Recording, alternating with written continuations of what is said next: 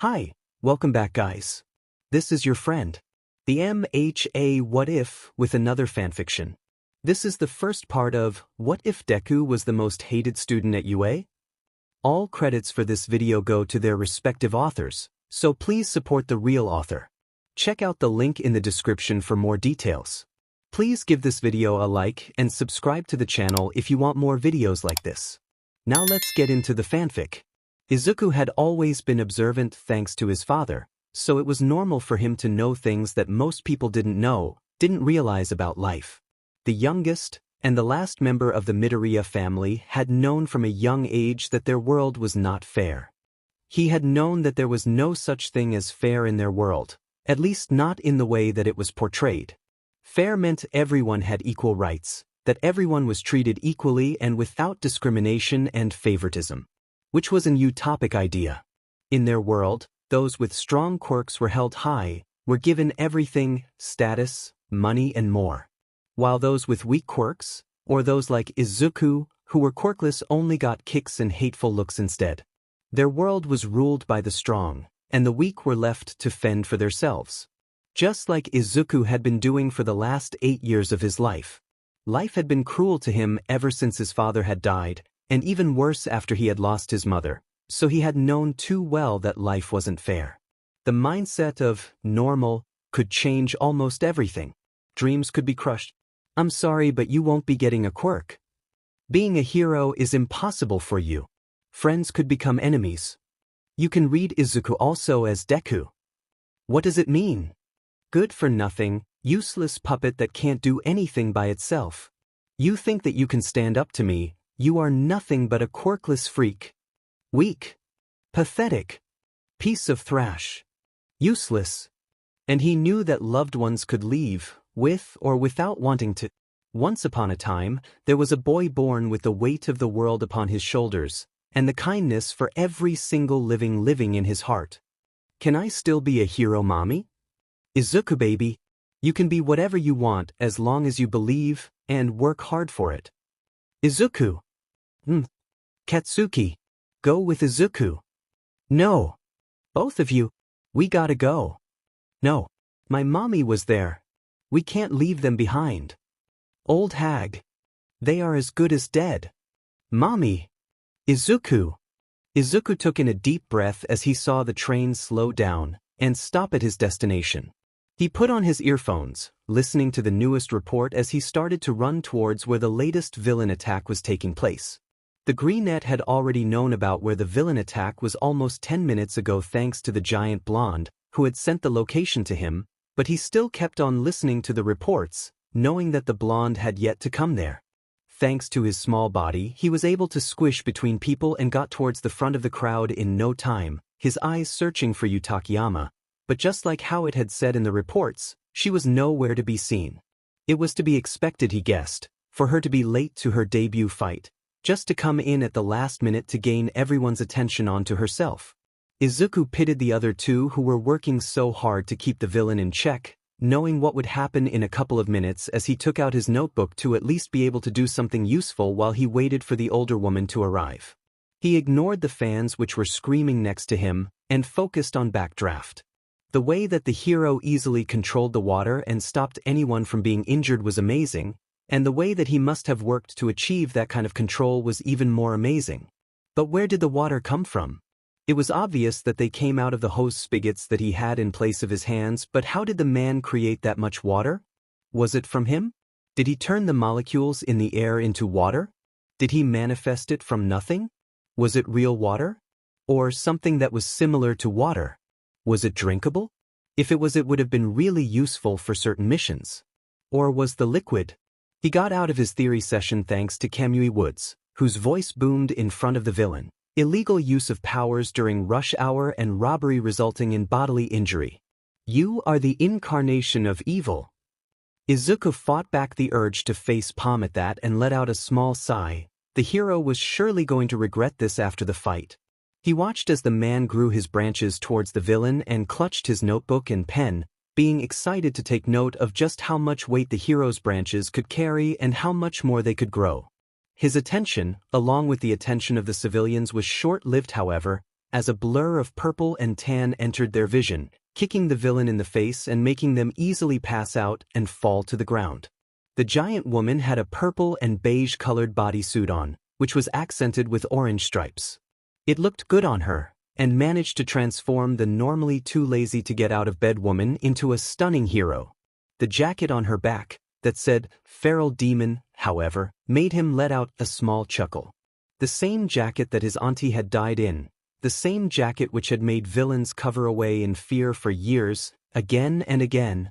It was not a name suited for heroes, but after all, Mitsuki Bakugo had chosen the name to make the villains cover away in fear, and it had worked in the end. He wondered what Katsuki would have thought about it. Anger? Happiness? Nostalgia? He wasn't really sure, and he guessed that it didn't matter that much. Someone bumped into him, making him stagger a bit before looking to the side.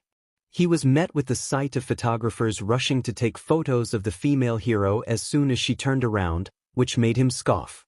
"Perverts," he spat out, before bending down to pick up his fallen notebook.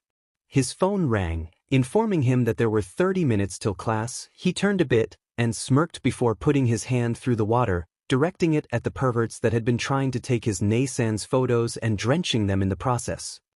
He smirked and turned around as he heard one of them curse loudly that his goods were now ruined. Izuku put his notebook in his pocket with a satisfied expression, beaming from the inside to get home as soon as possible so that he could write down everything that he had seen during the fight. He fastened his pace even more and started heading towards the train station, not wanting to be late to class. Izuku slowly put down his backpack, sighing as soon as he saw his table. The cruel words were nothing new, and neither were the spider lilies at the corner of his table. But it still made his insides churn with nausea. A part of him wanted to laugh because of how dumb all of them were. They had been bullying him for almost 1 year now, and they still weren't able to find something else to do. It was somewhat an exact copy of his last 2 schools. Another part of him, a part that he couldn't get rid of no matter how many times he tried, wanted to go ahead and give the world what it wanted, to do what the spider lilies implied and to just throw everything that he had been working for down the drain. He took out a wet napkin out of his backpack and started to clean his table before taking the spider lilies to put them outside whenever he had the time to do so. He wanted to scream, to yell, to cry, but he didn't. His hands shook at the bottom side of the table. "It's no wonder that your parents chose death over a freak like you." He took in a deep breath before wiping over the text, making it become smudged just like the other hateful ones. It was somewhat easier to erase them when they were smudged like that. The door slammed open, making him look up at the woman that was supposed to be his teacher. "All right, class, sit down," she said cheerfully, and they did so. It was somewhat strange how someone acted so cheerful towards them could bear so much hate towards him. "Today, we won't be beginning a new theme in our books, because we will be talking about your study choices." Izuku groaned as all of them screamed with joy, another reason for all of them to bully him. "I am sure that almost all of you, well, who am I kidding, all of you want to be a hero." Another cheer from his classmates. "So, you guys will be talking with the counselor for the whole day, one by one." She turned around to the board and started writing the list of students on the list. "Till then you will be filling out your career guidance forms, and after you are finished, you can leave to go home." Izuku seriously wished that he was one of the first ones that was going to be talking with the counselor. But of course, as each word was written on the board one by one, he knew that he couldn't ever be that lucky. "So, Izuku Midoriya," the old man began. It was obvious that the man didn't want to have to do anything with him. He guessed that the feeling was mutual. "Yes, sir," he said, trying to load a little bit of positive emotion into his words. His mother had not raised him to make others uncomfortable, and neither had she raised an unrespectful kid. "So, I hope that you have an idea of where you want to go, and what you want to be because of your," he made a gesture with his hand, "disabilities?" Izuku did not care if the man was trying to be polite or something, and he did not care that he had just met the man. He hated him already. "Yes, sir." "May I see your paper?" Izuku gave it to the man, smirking to himself when the man started coughing. "Hero course you?" "Yes, sir." The man sighed before taking off his glasses to look at him. The look in his made something crawl inside of Izuku. He hated it. "Kid, you gotta be more realistic, you know? Yue does not take in quirkless kids and to want to become a hero on top of that. It is madness. You won't even survive the school's entrance exam. With all due respect, Sir Dash, Izuku looked at the man and wondered if he was actually thinking or if he was just saying normal logic of the people of their century. Izuku guessed that he was glad that he had a different way of thinking. The rule that said quirkless kids cannot enter was lifted last year, and being a hero does not mean that you need to have a strong quirk, it means that you are smart and dash. He wanted to keep going but was cut off by the man. Which is another problem, your files are not that innocent, always getting into fights, changing foster houses again and again because of how much of a brat you are. There is also the money problem, your parents are dead. Izuku flinched at that. Who will be paying the bills for your books, your school uniform, your meals? Izuku took a deep breath. I plan on going only if I get a scholarship dash. You do realize that they only give scholarship to those who exceed in every aspect of the tests? Both the written and the practical part, do dash. Sir, they give scholarships to the best students that exceed in both exams in total. He said calmly and watched as the man scoffed at him. And? What? You seriously think that a quirkless orphan kid with problems can pass them and become number one? The look in the man's eye told him how much he didn't believe what he had said, but Izuku had never cared about what the man thought anyway. The man sighed and tossed Izuku's documents towards him. With grades like these, I had thought that you might have been a bit clever, but I guess that I was wrong. All quirkless are the same. You are dismissed. Thank you, sir. Izuku exclaimed and got out of the small meeting room, trying his best to not slam the door. He had never needed for the man to say that he could go to UA anyway. He had expected for the man to laugh at him like his teachers had done. This was way better than how he had played the events in his head. At last, you guys finished up, freak? Izuku groaned from the inside and hoped that his ears had deceived him, but when he spared a glance to his side, he found Nagaoka staring back at him, his three-man crew standing right after him. The boy nodded towards Izuku, and Izuku felt one of them grab him with his thorned hands, while one of them took his paper. Huh? Are you f-king kidding me? UA Hero Course, the boy next to Nagaoka said. Do you want to die that soon? Dude, he must want to commit suicide in a way that everyone will remember his sorry butt. All three of them silenced as Nagaoka raised his hand. I actually have a future planned out in front of me, Izuku. You know what that means? Izuku hated him with everything he had, but he was going to be a hero and he seriously did not need to get any other black spots on his file. That means that I need to act according to it. If you actually committed suicide like that, it might cause people to want to know what happened. Even thought I doubt that there will be any police officer that would actually care. If someone actually comes here, watches the CCTV records, it will ruin the life of many others. Izuku felt the thorns dig deeper into his wrists. We can't have a little bug tainting our image now, can we? Izuku scoffed from the inside. It would only be fair, after the last 3 years. All of them looked up at the sound of heels hitting the floor. What are you boys doing? Is Midoriya being a nuisance again? The way that the boys put on a smile creeped Izuku out. Were the teachers seriously that dumb? Oh no, miss. We were just having a friendly talk about where we want to go next year, but I guess that we can continue it on the way home. Well then, Izuku, don't cause any more troubles. See you later, boys. The woman was gone as fast as she had come. And that confirmed it. She was both dumb and ignorant. The thorned hands took a hold of his wrist once again and started dragging him out and away from the school. He groaned. Nagaoka slammed his fists in his stomach once again and he fell down. The first time that he had tried to defend himself, he had moved out of the way of Nagaoka's fist and the bully had broken his hand.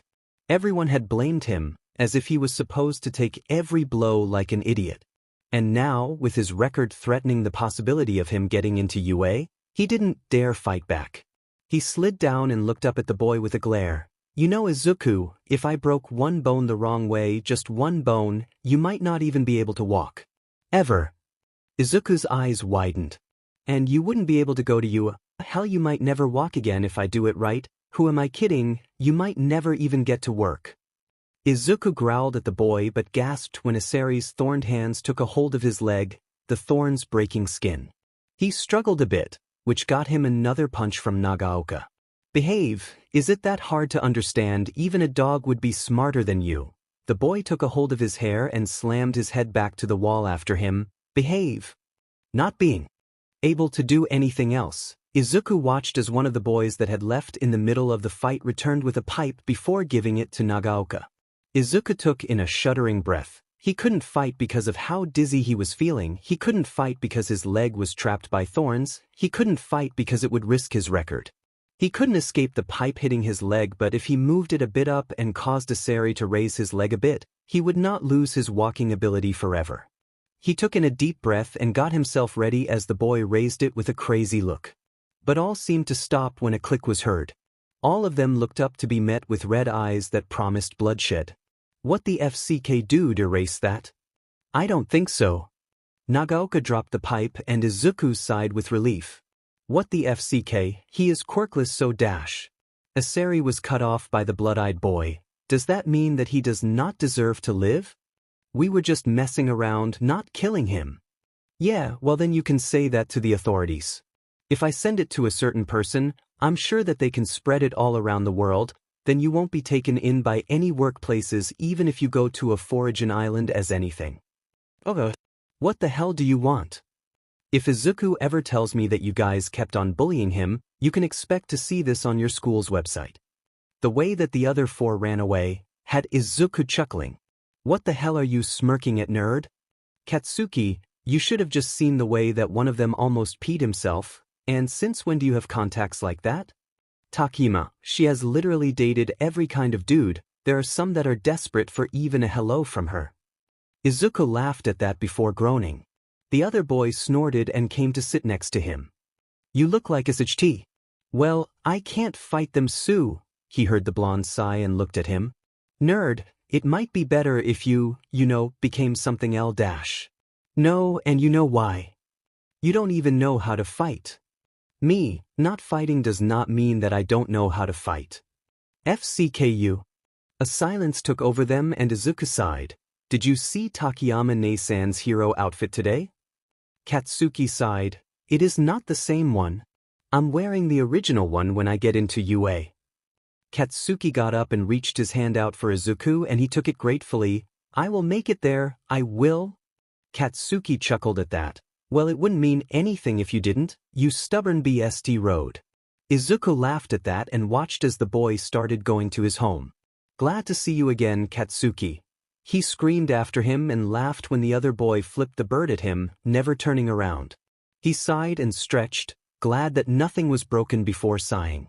He was already used to pain much worse than this. Not wanting to stay there any longer, he headed towards his new foster house that he had been given last month, knowing that Mr. Yashitoru would still be out even by 11 p.m. He took out his notebook from his backpack and decided to go over them, while getting lost in his mind. Mr. Yashitoru was the best foster guardian that he had had in a very long time. The man had never hit him when he was sober. Perhaps that was because of the fact that they didn't see each other that much, Izuku and the sober Mr. Yashitoru. Only in the mornings when Izuku would be busy with making breakfast for him and sometimes after school when he made dinner for the both of them. He had been slapped a couple of times when he had just come to the man's house, but Izuku knew that he had deserved them all the time. The man had only 6 rules. Don't make a mess, don't waste food, don't come out of your room between 7 p.m. and 10 p.m., don't talk back, make breakfast and dinner every day, never ask for more. Following the first 4 was easy, but sometimes his classmates became too much and Izuku ended up waking with a slap, and at first he had failed to understand what the man had meant by never asking for more and what it had inclined, because apparently going out on 3 a.m. to get water, after a nightmare, was also asking for more. He turned the corner and got into the tunnel, scrunching his face at the trash smell that seemed to fill his nose. He raised his head and scoffed at the beer bottles that were on the floor. He knelt by the bottles and took one of them in his hand. Why would someone even want to get drunk? If they only ended up making a fool out of others, if they only ended up waking up with a heavy headache? How wonderful! Izuku looked back and at the slime-like man, a medium-sized invisibility cloak. The man-villain rushed forward and Izuku se in a breath. Hero Analysis, Volume 3, page 68, To Fight Liquid Villains. Izuku reached behind him and picked up 2 glass bottles before raising one of it to his mouth, the opening towards the villain. A cloak, the villain had said. The villain rushed towards him and Izuku clenched his eyes shut as it went in the bottle and he closed the other end with the other bottle. Just where the hell do they keep coming from? He groaned out and looked over at the bottles trying to find a tape or cap or something to secure it. He sighed in relief as he found one of the caps and groaned as he realized that both of his hands were full. Maybe if he placed them on the floor and held onto the bottle that was on the top, he could stop the villain from escaping. Bingo! He whispered as he took a hold of one of the caps and dropped it next to his knees before shaking the villain up and down. Having a liquid body did not mean that it was immune to nausea. In a fast motion he separated the bottles and closed his hand over them. He slid his elbow on the one that was in his left hand and closed the cap of the right one before closing the left one. He sighed and sat back. A lid of the sewer flew up and Izuku squealed, taking a hold of the two bottles. "It's all right now, I am Dash." The man stopped, staring at him with big eyes, and Izuku did the same, both for very different reasons. He couldn't help it as his mouth fell open, so did the heroes. It would have seemed funny if Izuku hadn't been in that situation, the number one hero staring at him with his mouth open in something akin to amazement. Izuku was the first person to break out of the daze and he ducked his head, suddenly feeling nervous and awkward. He took in a shaky breath and clenched the bottle harder. He jumped as the symbol of peace cleared his throat. "I think that you've got something there for me, young lad." Izuku froze for a second before his mind caught up to what the man had said. He clutched it closer to his face and let out a shaky breath. I have no idea why I am still holding on to it right now. I should give it over now, okay? Yeah, sorry. He started to pass the two bottles towards the man but stopped. If it is not that much trouble, can I ask something? He had no idea where this was going. It felt as if he was threatening the hero, and he might have been as well. "I am running out of time, so if it is not that important, lad Dash." Izuku cut off the man, betting in himself a bit. It is important. I really need to ask it, please. Okay, then ask away, my boy. The smile that was sent his way was probably supposed to be reassuring, but Izuku knew better. He had spent too many years analyzing others, both their behavior and quirks, to know that the man was in a tight place. He took in a deep breath and forced himself to spit out the question that he was dying to spit out. Can an orphan, quirkless boy become a hero? He shot and felt his breath leave him. Of course not, you idiot, a voice whispered inside of him. It was truly impossible. It doesn't have to be a shining hero, it doesn't have to be someone in the top 10 or top 100, it's just, can I become a hero that saves those who were forgotten? Izuku raised his head at the sizzling sound and gasped when he saw the man behind it seconds later. He guessed that it was a good thing that he had chosen to capture the villain in a blacked out and painted glass, because he was sure that no one was supposed to see him like that. "Mr. All Might?" he asked slowly and flinched when the man coughed out blood. He got closer to the man, frowning, and looked up at the man's face. "How?" The way that the man sighed had him wondering about how fast the man had given up. This, he realized, was the man behind the mask, and that somehow made him trust and admire the man much, much more than he already did. The man sighed and slowly lifted his t-shirt. Izuku slowly backed away a couple of steps, placed the two beer bottles on the ground and stalked back towards the man. "This is 5 years old. The strongest villain that you had fought in public was Toxic Chainsaw, but he didn't seem like a guy that can leave a scar like this. Wow, I guess you really know your stuff, don't you, lad? You are right, this was from a much stronger villain. He gave me this injury and I hardly survived after a lot of surgeries, at a high price. Right now I can only do hero work for max 3 hours. The man sighed and Izuku looked down on the floor. It was too cruel for one's dream to be stopped like this. He raised his head and saw the man sending him a sideway glance. "I think that Dash." The man stopped abruptly and Izuku scrunched his brows and tilted his head to the side as the man let go of his t-shirt, once again hiding the scars from wandering eyes. "I chose to be a police officer than a hero. It will be hard. You will be hated by the citizens for a very long time, maybe even till you are retired. Some of your peers will be mean, you might even be bullied at some point, Dash." The man was cut off by Izuku, who was looking down at him with big, shining eyes, full of hope for the first time in a very long time. "I am already used to that. That is the one thing that wouldn't change wherever I go." All Might flinched and sighed. It was something that many forgot, the fact that there were those who were born without quirks, a thing that many others took for granted. But does that mean that I can be a hero? Izuku asked, and the man sighed. Can you pass me the bottles, young lad? Izuku sighed and did as he was told. He knew that he should have passed the bottles to the man when he had first asked for it.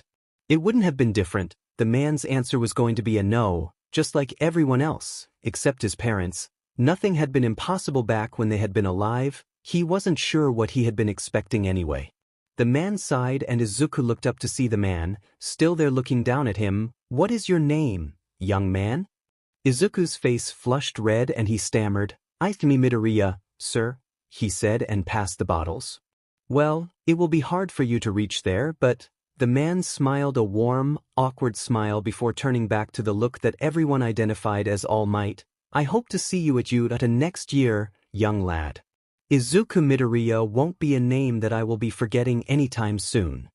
And then the symbol of peace was gone, leaving Izuku with the most dangerous weapon against the whole world. The green-haired boy hurriedly closed the door to their small hideout and smiled to himself. The familiar feeling of the adrenaline rush every single time that he sneaked out of Mr. Yashitoru's never seemed to change, as it always left his heart beating loudly inside his chest. The small hideout had somehow become more like a home, a sanctuary than any home that he had went to after the death of his parents, even though it only had a small worn-out bed, along with a couple of small old beanbags. Izuku leaned his forehead against the door and sighed, a small smile taking place on his as his heart continued to drum against his ribcage. He took out his old watch and looked at the cracked glass, trying to read what time it was. The fact that the clock had survived till now was a miracle itself. The watch somewhat reminded him of himself, both cracked, at the point of being broken while still barely holding on as it kept on ticking. He sighed as the numbers blinked back at him, informing him that it was a little bit after 1 a.m. He still had 3 hours to go back to Mr. Yashitoru's, prepare breakfast, do the dishes, clean up the house a bit, get his stuff, and get ready for the hellhole that he called his school. He looked down at his hand and softly turned the key around, locking the door of the small hideout. He let out a small smile when the only sound that came out of the door ended up being a small click, informing that he had successfully locked the door. He let out a sigh and turned around. Izuku let out a small eep and jumped as he was met with the sight of the blonde girl, who just smiled, her eyes forming small crescents. He looked at her, before his eyes trailed down to her hand where she was holding the butterfly that he had gifted her. She sighed and flipped her butterfly knife close before walking towards one of the beanbags, her braided long blonde hair bouncing along with her as she did so. Izuku-kun, you would be dead if it wasn't me, you know that, right? His eyes trailed her skirt, which had somehow gotten ripped, and took off his jacket, slowly passing it to her, which she gratefully accepted, flashing him a thankful smile. The smile was gone in a second, a smirk taking its place on the girl's face. "Oh, ho, ho," the girl began to say, and brought her hands together after her back and bent a little bit, looking at Izuku in his eyes that were covered by his hair. "Someone seems to be in a good mood." Her smirk only seemed to grow bigger. "Tell me all the deets." Izuku sighed and stalked towards the couch, letting himself fall at the same time as the girl that was 1 year older than him. He sank into the ripped, old couch and sighed. "So, I was attacked by the slime monster today, Izuku began to say, only to get cut off by the blonde. "What the FCK? Do you have some kind of K or something?" she said, scrunching her face, and Izuku groaned as the blonde laughed at his misery. "Okay, sorry, keep going." "Okay. So I got attacked and you know All Might?" he began to say, and saw the girl open her mouth, Izuku to place his hand on it. "Of course you do, that was stupid, way too " he stopped and scrunched his face. "Did you just lick my hand?" "I couldn't braid he. Cammy." "Fair, so I captured the villain. Did you get any blood samples of it?" "It smelled like the sewer, you wouldn't be able to use it anyway." The said girl grumbled at him and he chuckled. "Can I continue now?" he sighed out, and the girl nodded. "So, I captured him, then All Might showed off." He scowled when he saw the girl brighten up at the mention of the #1 hero. "No, I didn't get his blood sample, that would have been way too creepy and dangerous," he continued, ignoring the way that the girl brought her arms together and scowled. "But I talked with him, The way that the boy's voice shook was enough for the girl to straighten up. She had seen him get excited over seeing him on the TV for the last 7 years. She knew how important it was to him, how much this meant to him. And I told him that I was quirkless, then asked him if I could be a hero. He trailed off and heard the blonde gasp. Himiko reached out and pulled the boy to her chest, as she knew that the boy was happy, that the man hadn't told Izuku no, but she still knew what he needed. A smile crept up her face as she listened to him go on. He said yes, Himi-chan, he said yes. He choked out, his tears blocking his breathing, and Himiko gasped before letting out a chuckle as the boy clenched harder to her t-shirt. Only you, Izuku-an. Only you, she sighed and felt the other boy chuckle along with her. She let go of him and got up, walking toward the corner of their secret hangout. She dropped herself on the pile of cushions and sighed. Gosh, it would have been awesome if you took his blood sample, you know? Izuku got up and laid next to her, sighing along with her. It really would have. Gosh, we could see you even use your new technique. She groaned. I know, Cammy, you are such an idiot sometimes. Izuku growled at that and waved his hand around as if he was bursting her non-existent thought bubble. What was I supposed to ask him? Hey, Mr. All Might? Can I please take a sample of your blood? My friend has a blood kinky and dash. OMG, why didn't you say that? Are you frickin' insane? It was frickin' All Might, in fricking front of me, fricking talking with me and, oh Kami-sama. Izuku groaned and rolled over to hide his face that had become red like a tomato. Ah, what's wrong, baby strawberry? Did you just realize that you talked to your, frickin', idol today? I zank said I dreaded him, he said into one of the cushions, and Himiko giggled. I can't understand a thing you are saying, dummy. She took a hold of his green hair and raised it up, making Izuku grit his teeth. He sighed and turned towards the other way. I think that I threatened him today.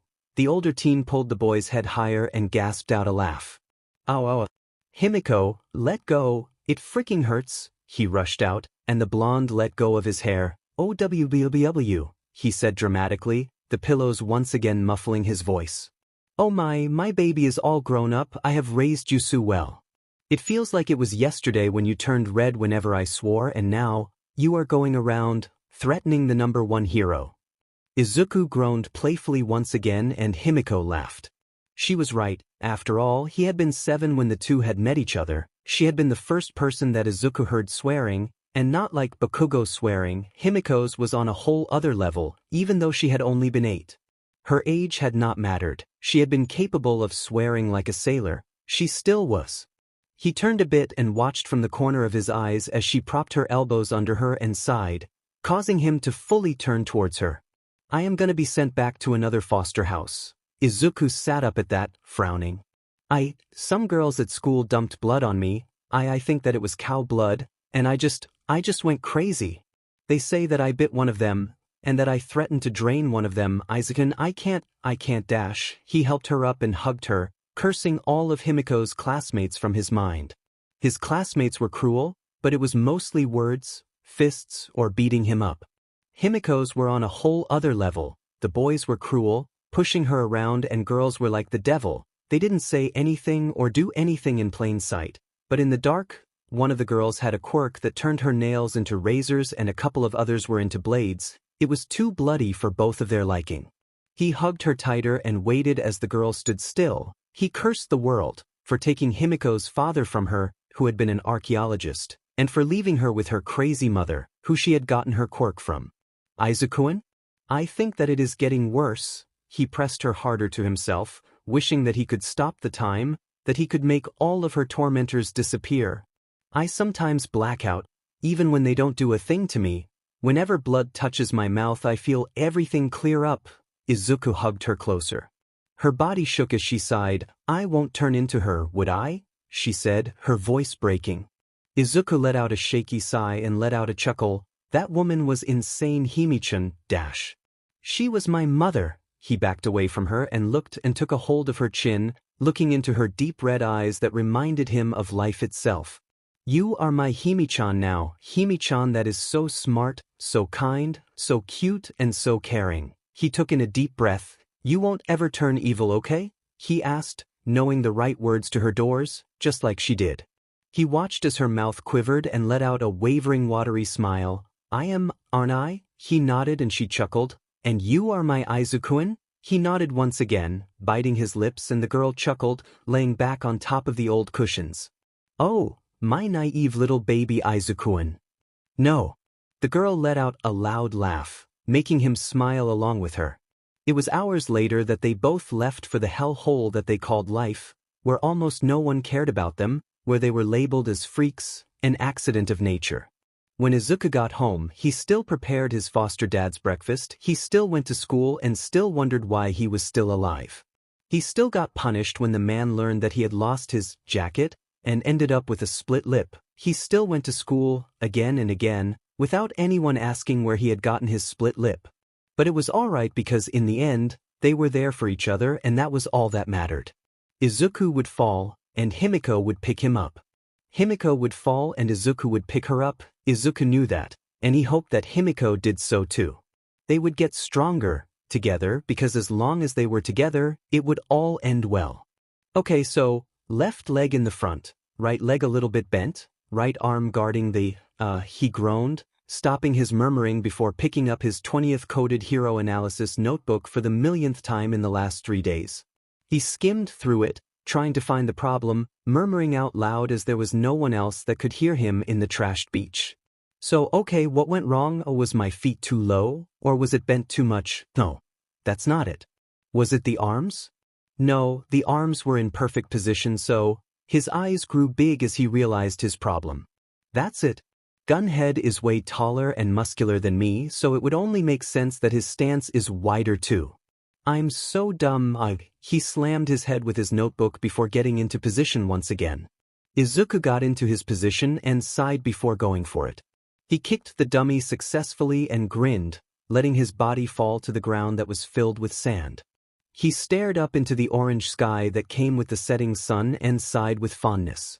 It was times like these that made him happy that he was still here, to feel the ache that came from achieving something, the satisfaction that came with the soft breeze and the fuzzy light feeling in his chest that made him smile at the setting sun. The peaceful moment came to an end, however, as a tire rolled down from the top of the trash pile, causing Izuku to jump up to avoid being run over by it. He looked around himself and felt all his positive feelings leave as a feeling of yearning took over it. He wanted to feel the sun on his face as he lied down with his dad and mom once again. He wanted to watch his dad try to eat ice cream without it melting every time. He wanted for his mother to smudge her nose while eating hers, without realizing till it was too late. He wanted to lie down next to them and guess what the clouds looked like with them. He sighed and shook his head, placing his hands on the sand and feeling the small chunks of metal pass through them. The messy green-haired boy looked up at the sky once again before closing his eyes. He promised himself that if he got into it he would start transforming this place, that he would restore it to what it was because, after all, he owed it to his dad to take care of their special place. Mr. Yashitoru? He asked, trying so hard to hide his quivering voice. Yes, Midoriya, did you need me for something? He took a deep breath and raised his head. He in a breath as he heard the man growl, I don't have time for this, don't waste my time. The man turned around starting to go back into his office, which made Izuku clench his eyes shut. I want to study at Udash, he blurted out, and Izuku felt himself panic as he saw the man come to a stop. With scholarship? I wouldn't be planning it another way. I am planning on getting a scholarship, he quickly added and awaited for his guardian's reaction. Izuku flinched when the man started to laugh at the top of his lungs. Oh joy, I didn't think that you were this dumb, Midoriya. And how do you plan on getting first place in a country full of kids who have powerful quirks? Do you plan to bore them with your fan side till they pass out? Mr. Yashitoru, please, just let me. I promise that I have been training and dash. He was cut off, however, by the man waving his hand around. Sure, go ahead, you are free to try. If you get first place, I'll even let you go.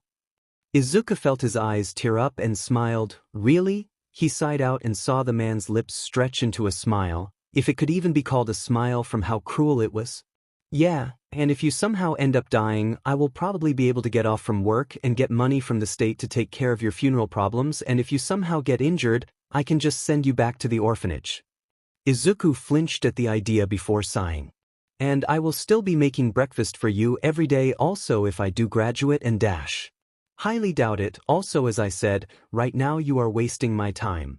The man made a shooing motion and Izuku nodded, leaving the still laughing man with a warm, happy feeling. The hard parts were over, soon everything would be better. He was sure of it. He took a deep breath and let it out. There is no reason to be anxious, baby boy. Himi-chan patted his back and he felt himself relax a bit. Even if almost everyone had given up on him, it seemed like Himiko still believed. I mean, I don't think that you will end up dying, you know? And even if you did, I would still take care of your treasure. Izuku directed his glare towards her to see her smiling sheepishly. Funky fudge you. No one is touching my notebooks. And I doubt that you will even understand my new coding. He heard Himiko gasp and it was his turn to smirk. I am honored by the fact that you created a new curse word because of me. Funky fudge you. What is there to be honored about? Izuku swiped his hand at her, only for her to take a hold of it and softly bite it, sending chills all over Izuku's body. You, he said, only for the other girl to laugh at his reaction. He watched as she took out her phone before swishing it in front of him. Frick. I am going to be late. He yanked his hand away and went to go and pick up his pencil case and his information before darting out of their small hideout. He ran till he reached the subway, not being worried about Mr. Yashitoru as he had already done his daily duties before going out to meet up with Himiko. He got on the train just on time, sighing in relief as the doors closed. He had made it right on time. The train took as long as it usually did, but somehow it felt longer than it usually did, as it felt like hours had passed rather than minutes. As soon as he got out, he started running once again, being glad that he had not run into anyone from school, since he was sure that at least 5 of them had been planning on taking the exam. He slowed down as soon as he could see the school and walked towards the school. Soon he reached the school's gates and felt a small smile cover his features under the scarf that Himi-chan had made for him. He took a deep breath. Because this was the first step to a better future, where he would help others, save others, and make sure that there were fewer orphans like himself. He started to walk. And he was falling. So much for a better future, so much for high hopes, he just wanted to die. He clenched his eyes shut, waiting for pain. Which never came. He frowned and opened his eyes, looking to his back, and grinned sheepishly at his hero. Hi, nice to see you here, he said while his hero let out a small shty nerd. Katsuki mumbled and Izuku smiled as the boy picked him up like a bag of grapes and dropped him to the floor. Izuku staggered for a second before smiling at Katsuki, who just grumbled once again. Can't you just go one day without drawing trouble to yourself? Of course not, I am just too irresistible. Katsuki growled once again, causing Izuku to smirk. Well dash, he stopped however as soon as the comments of the others hit his ear, making him frown. Isn't that the cursed boy? How the hell did he found the guts to even come here? How could he dare to come here? Was it just to ruin our moods? Well dash, Izuku tried to ignore them and turned back towards Katsuki. Well, thanks for helping me, but it might be best if we act like we don't know each other from now on, he said and turned around, ignoring all the angry curses that Katsuki spewed around. He was sure that this was for the best. Katsuki had gone through so much, he didn't deserve to be with Izuku, who would just end up ruining his reputation. He went into the exam center before the frozen and furious blonde but stopped when he saw where his seat was, or who he was going to be sitting next to.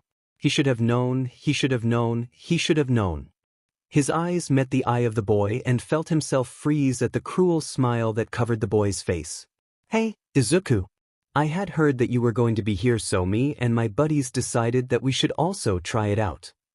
Izuku's eyes grew big in here, before backing away. He felt himself bump something and turned around, his gaze meeting the one of a tall navy-haired boy. He heard the boy huff and push him to the side before moving past him. He gulped, realizing that he was pulling attention towards himself, and forced his legs to work, going towards his seat, which was between 3 of his classmates, to his luck. He counted himself lucky that they were separated during the original written exam so that he could do the questions without any distractions.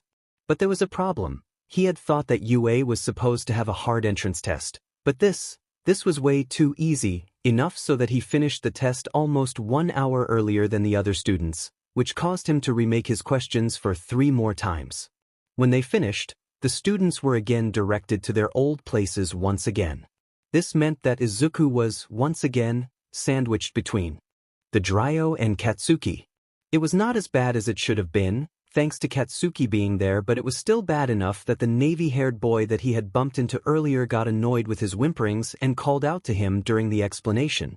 Izuku was sure that he did not want to end up in his class. He didn't want to end up in Katsuki's classroom either, knowing well that he wouldn't be able to ignore him if that happened. He got out of his trance when the thorn-handed boy pulled away his paper, only to scowl. King hell, I was hoping to see you die. Why did they put us all into different sections? He grumbled, and Izuku sighed, hoping that this meant that he could focus on his test, rather than worrying if they ended up dead rather than him. His gaze drifted to where Katsuki was sitting and felt a shudder went through him along with excitement at the way that the blonde boy was smirking. He knew that smirk, and he found himself feeling sorry for his tormentors, who would not be able to get out from this that easily. He looked at his other side just in time to see a girl searching for something and found himself frowning. Whatever it was that she was searching for seemed important if she was worrying over it that much. He sighed once again and got up when something caught his eye in the corner. That is all from me. The hero Napoleon Bonaparte once said, "A true hero is someone who overcomes life's obstacles. Go beyond. Plus ultra." Now, everyone, I hope you guys have a fun time suffering. He heard Present Mike finish and bolted out of his seat to go and get to the good luck charm just before everyone else started to rush out of their seats and to their examination sites. He raised his head and found himself frowning when he saw that the brown-haired girl was no longer there. He got up and went with the flow of the crowd while pushing all his anxiety aside. He hoped that he would see the girl soon, but guessed that he would have to give it to the teacher's room if he ended up in different places than her. To his luck, he ended up in the same place as the brunette. Once again, to his luck, he somehow ended up in the same group as the navy-haired, engined kid from before who seemed to have a hobby of staring at him. He ignored the low murmurings of the others and looked back at the girl, planning on giving the good luck charm to her if it really did belong to her. He sighed and took a couple of steps towards her. His destination was blocked, however, as he bumped into the engined boy once again. Much to his delight, Izuku backed up and sighed at the glare that the boy was supporting. Only he would manage to make enemies even before school started. Can't you see that she is trying to focus? I heard others talking about how much of a brute you are, but to lessen the chances of someone passing the exam by distracting them. How could you even think about destroying someone's focus like that? Izuku sighed. He seriously had no time to even think about things like this. Should he have just left the charm on the floor? His eyes trailed to the brunette, their eyes meeting, and sighed. Her eyes were frantic. They looked guilty probably for having lost their luck charm, and he knew that she had no chance of passing the exam this way. He sent a soft smile towards her way and saw her flinch, which reminded him of what the engine kid had called him. This was not how a brute acted. He pulled out the charm and saw the girl's eyes light up with hope at the sight of it. He had wanted to do this in secret as it would only pull more attention to himself and the girl, but he knew that his chance was gone. He walked past the tall boy and went to her, silently giving it to her along with a small smile. I saw that you had been searching for something and thought that this was yours when I saw it on the floor, he said, quietly so only they could hear it. I had been so worried. Yeah, your eyes did look frantic. I guess it is from a precious person, he said, hoping to make her relax. Her scrunched-up shoulders relaxed and he grinned from the inside, knowing that in the end he had done the right thing. Yeah, my mother, she smiled back at him, and he felt a pang of pain at the thought of his mother before warmth spread through him. How nice, take better care of it next time. He turned around hearing the girl mutter something similar to, I will, while he got ready for his exam. Izuku sighed as he kicked the head of another robot, feeling his leg pulsing from a wound. 63. He mumbled and ran in the other way, sighing as he kicked another robot down when he saw a French boy cornered by it. You all right? He asked, offering his hand, and the boy took it, sighing. Merci, I tipped and dash. Izuku felt another robot nearing them and watched as the boy shot a laser at it. He frowned at the amount of power that was used and looked at the blonde's face. You might want to lower the amount of laser you shoot out. I am guessing that you have 22 points. Yeah, you should try to go ahead and hit the ones that have 3 points with less strength or you might become sick. He saw the boy frown and open his mouth. I am just good at analyzing, nothing else, he said before turning around and leaving the boy there. His goal was not to pass the exam, it was to come in first place or he was out. He sighed and bolted after the screams of the other students. He wondered how the school even paid for all this stuff. All the special effects, all the tech, the buildings, and the layout. He kicked out another robot's leg from under and watched as it fell, the fall causing it to break apart. He ignored the person that he had saved, not wanting to waste time with those who had called him all those names, and kept on going.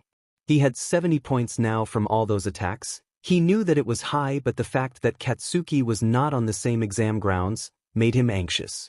He knew that Katsuki was aiming for the best place too, which meant that he would most likely dash. A screech sounded throughout the arena and he looked at where the sound had come from. Not important, Present Mike had said, not that important he had said, easy to ignore he had said. Izuku called it bullshit. There was nothing about the robot that was small or ignorable. He grumbled and turned around, looking to see other dummies to destroy but stopped when he heard someone grunting. His eyes went fuzzy at the sight of the brunette lying under the piece of construction. Just like his father had died. Izuku baby, you will do great stuff one day. His mom's smile. Izuku's body moved on its own, his mind working faster than his body as he ran up to the girl and put his hands under it. He ignored it, even as it destroyed his hand. He could not care about anything else but the brunette that needed to go to her parents after this, the brunette that had to go home and hug her parents, tell them that she was going to be a hero. Even though he didn't even know her name, she had someone that was waiting for her, and that was all that mattered.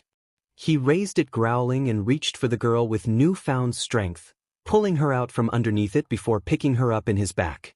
I am so sorry, the girl cried and Izuku hummed before starting to run. He ran as fast as he could, dropping the girl down to where the other students had been watching him with big eyes, and turned back towards the robot. The girl had been crying because she had been scared of death. The others had run away because they had been scared of death.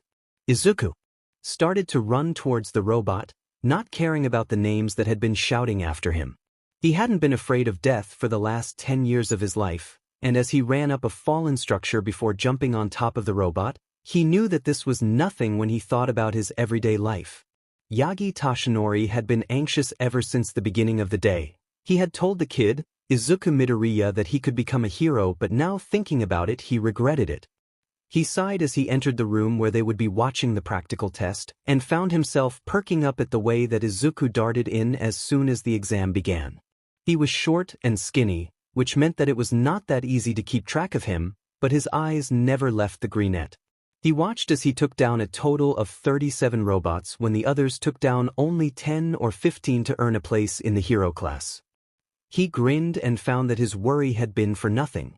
Now, let's see how our potential students act in a scene of chaos, the meek voice of the principal stated, and he found himself focusing on the screen once again, feeling his eyes go big at the giant robot that rose up from underneath the ground.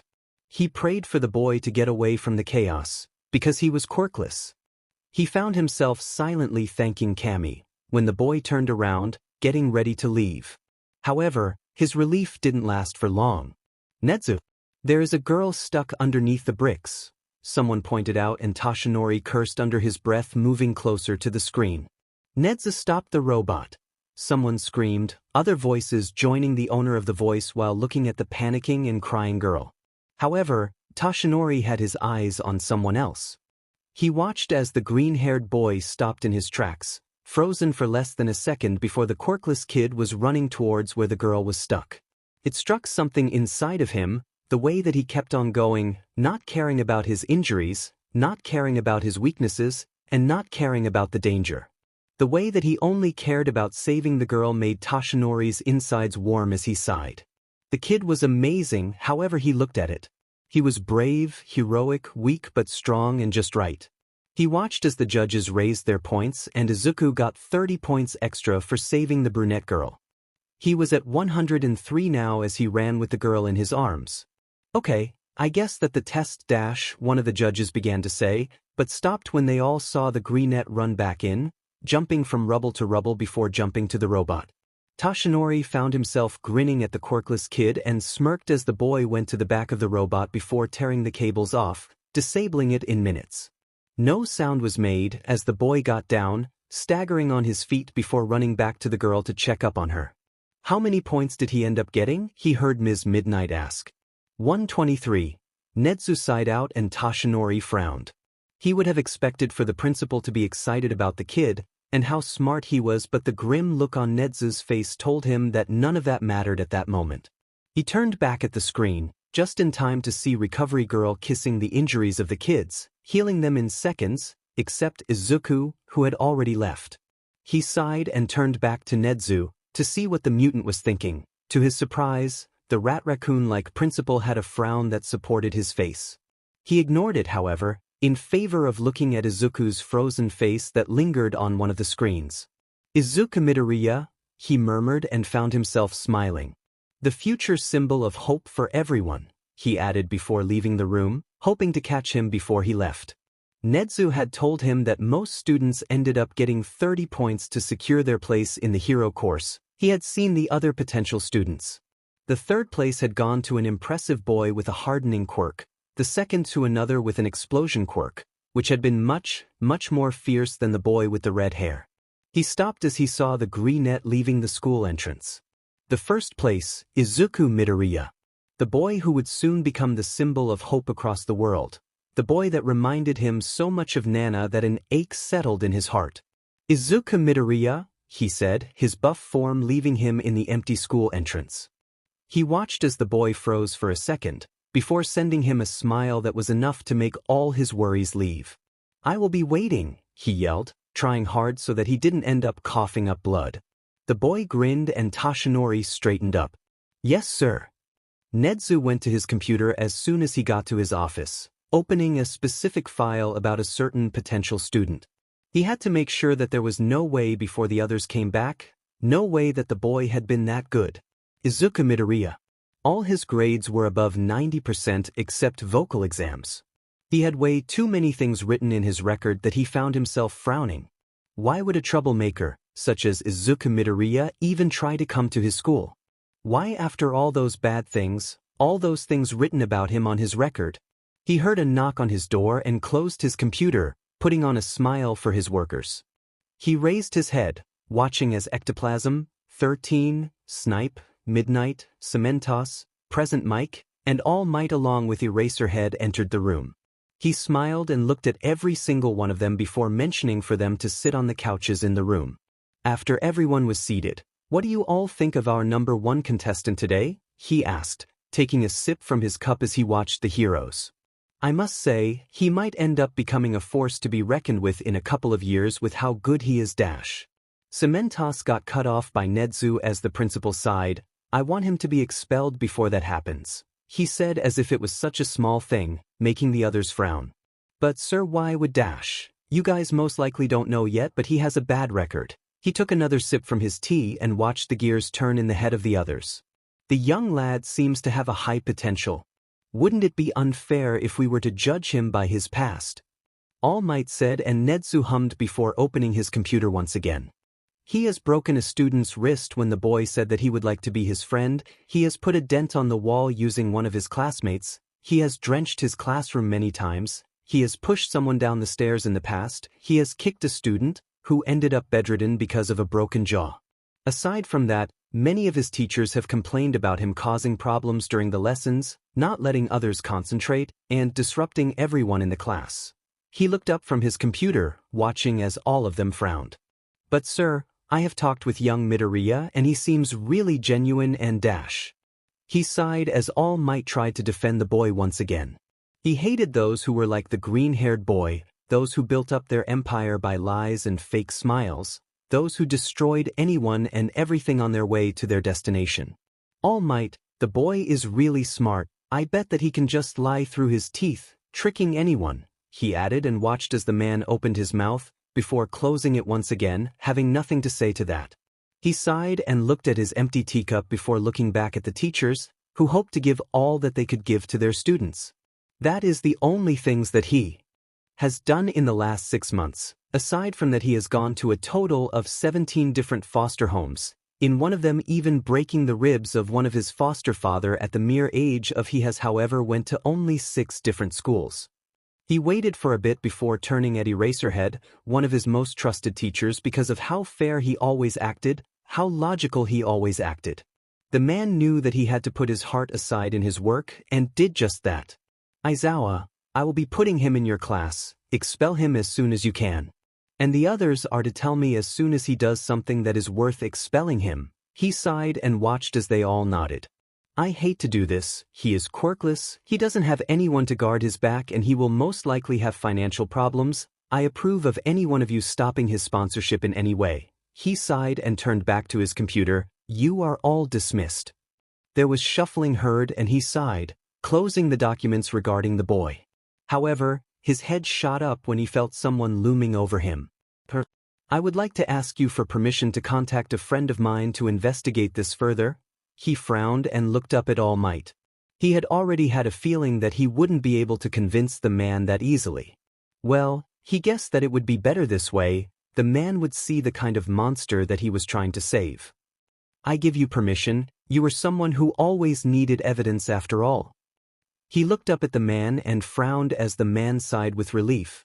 Just what had the boy done to trick the symbol of peace this much? He had no way of knowing. But he knew one thing. He had tried his best to install safety measurements in the whole school, from special gates to rules that everyone needed to follow in his school. He would not be letting all his work go to waste. No danger would be allowed to roam the halls because he had come in first place. He would not let a monster roam in the halls of UA. Midoriya, there is a mail for you from you, Mr. Yashitoru called out, and Izuku gasped, placing the last plate to the cupboard before running towards the man. Did you finish the chores? The man asked, and Izuku fastly nodded, watching as the man waved the envelope in his hand while humming. Any other chores? No, sir, I finished all of them. The man hummed once again before tossing the envelope towards him.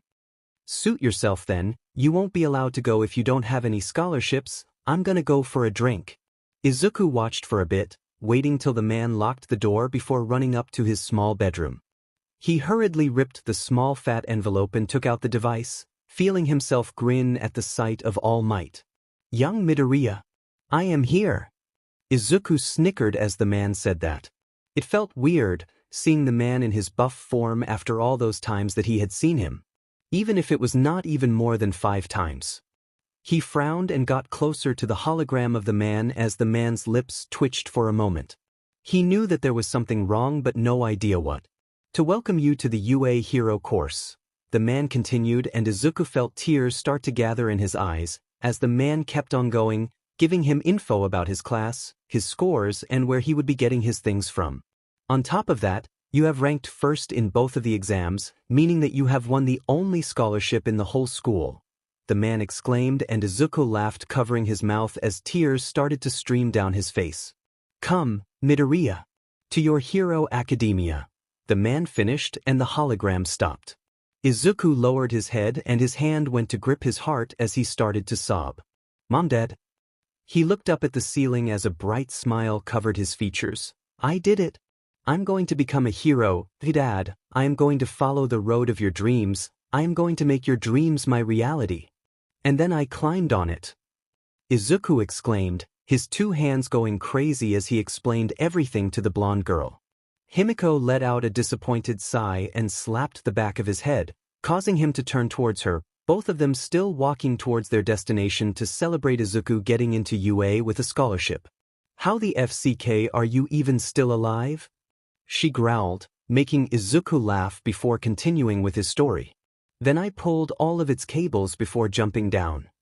You better be glad that I wasn't there to beat your dash. Himiko began to say but got cut off by a small rock flying past her, slamming into Izuku's shoulder with a soft thud. Damn it, I almost hit his head. Both of the two turned towards the owner of the voice, seeing 6 of Izuku's ex-classmates. Izuku took a hold of Himiko's hand. Himiko's gaze turned towards Izuku's covered shoulder, imagining a blooming red spot that would most likely be purple the next day. Izuku tightened his grip and attempted to pass by the boy, making sure that he was in between his friend and the other.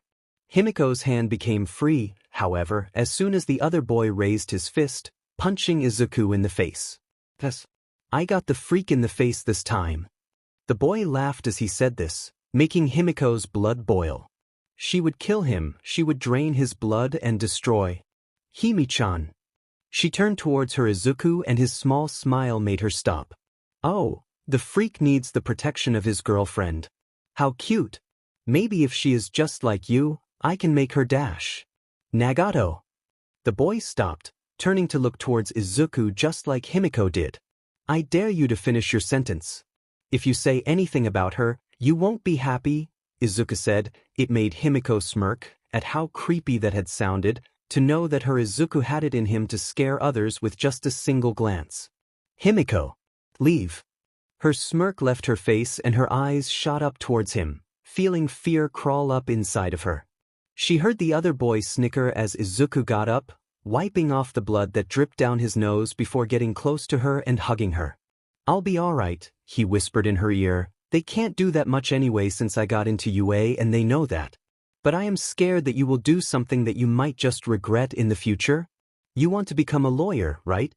She felt herself stiffen up. But I can't just dash, she began but got softly shushed by Izuku. Just don't turn back, alright? It'll be okay. Izuku. She yelled, feeling empty as soon as he let go of her. See you later, okay? His soft voice asked, making her hate Izuku at how he could try to reassure him while knowing that he would be getting beaten up. But she still listened, walking away from the fight even if she heard grunts of pain from the boy the very next second. This was not alright. This was far from alright, the way that they were always ignored, the way that they were used as punch bags, the way that society had decided that they were worthless. She hated all of them, every hero that was supposed to come and save them, every hero that had been supposed to protect them, the adults that were supposed to be there for them. Himiko Toga wanted all of them to disappear. It didn't matter how it happened, she just wanted them gone. Izuku sighed as he set the table and covered it, getting it ready for Mr. Yashitoru to eat before placing the katsudon into the refrigerator for Mr. Yashitoru's dinner and lunch. He got ready, putting on the chosen school outfits before taking his backpack. He heaved in a breath and as soon as it touched his lower back, where one of the boys had burned him, he checked if his makeup covered all of his scars on the mirror next to the door, before exiting the house and running towards the train station. He knew that it was going to be hard, having to get up at 3 a.m. every day to cook for Mr. Yashitoru and to clean the house, to leave at 5 a.m. to get to his station and to study for 2 hours on the train. On top of that, he also had to go to the library every day after 4 p.m. till 6 p.m. to study as he probably wouldn't have time to study at Mr. Yashitoru's house. Izuku knew that all of this meant that he would only be eating during the mornings and maybe during the lunch break if he didn't need to study for anything. He would most likely get home at 8:30 p.m. and would have chores to do after getting home.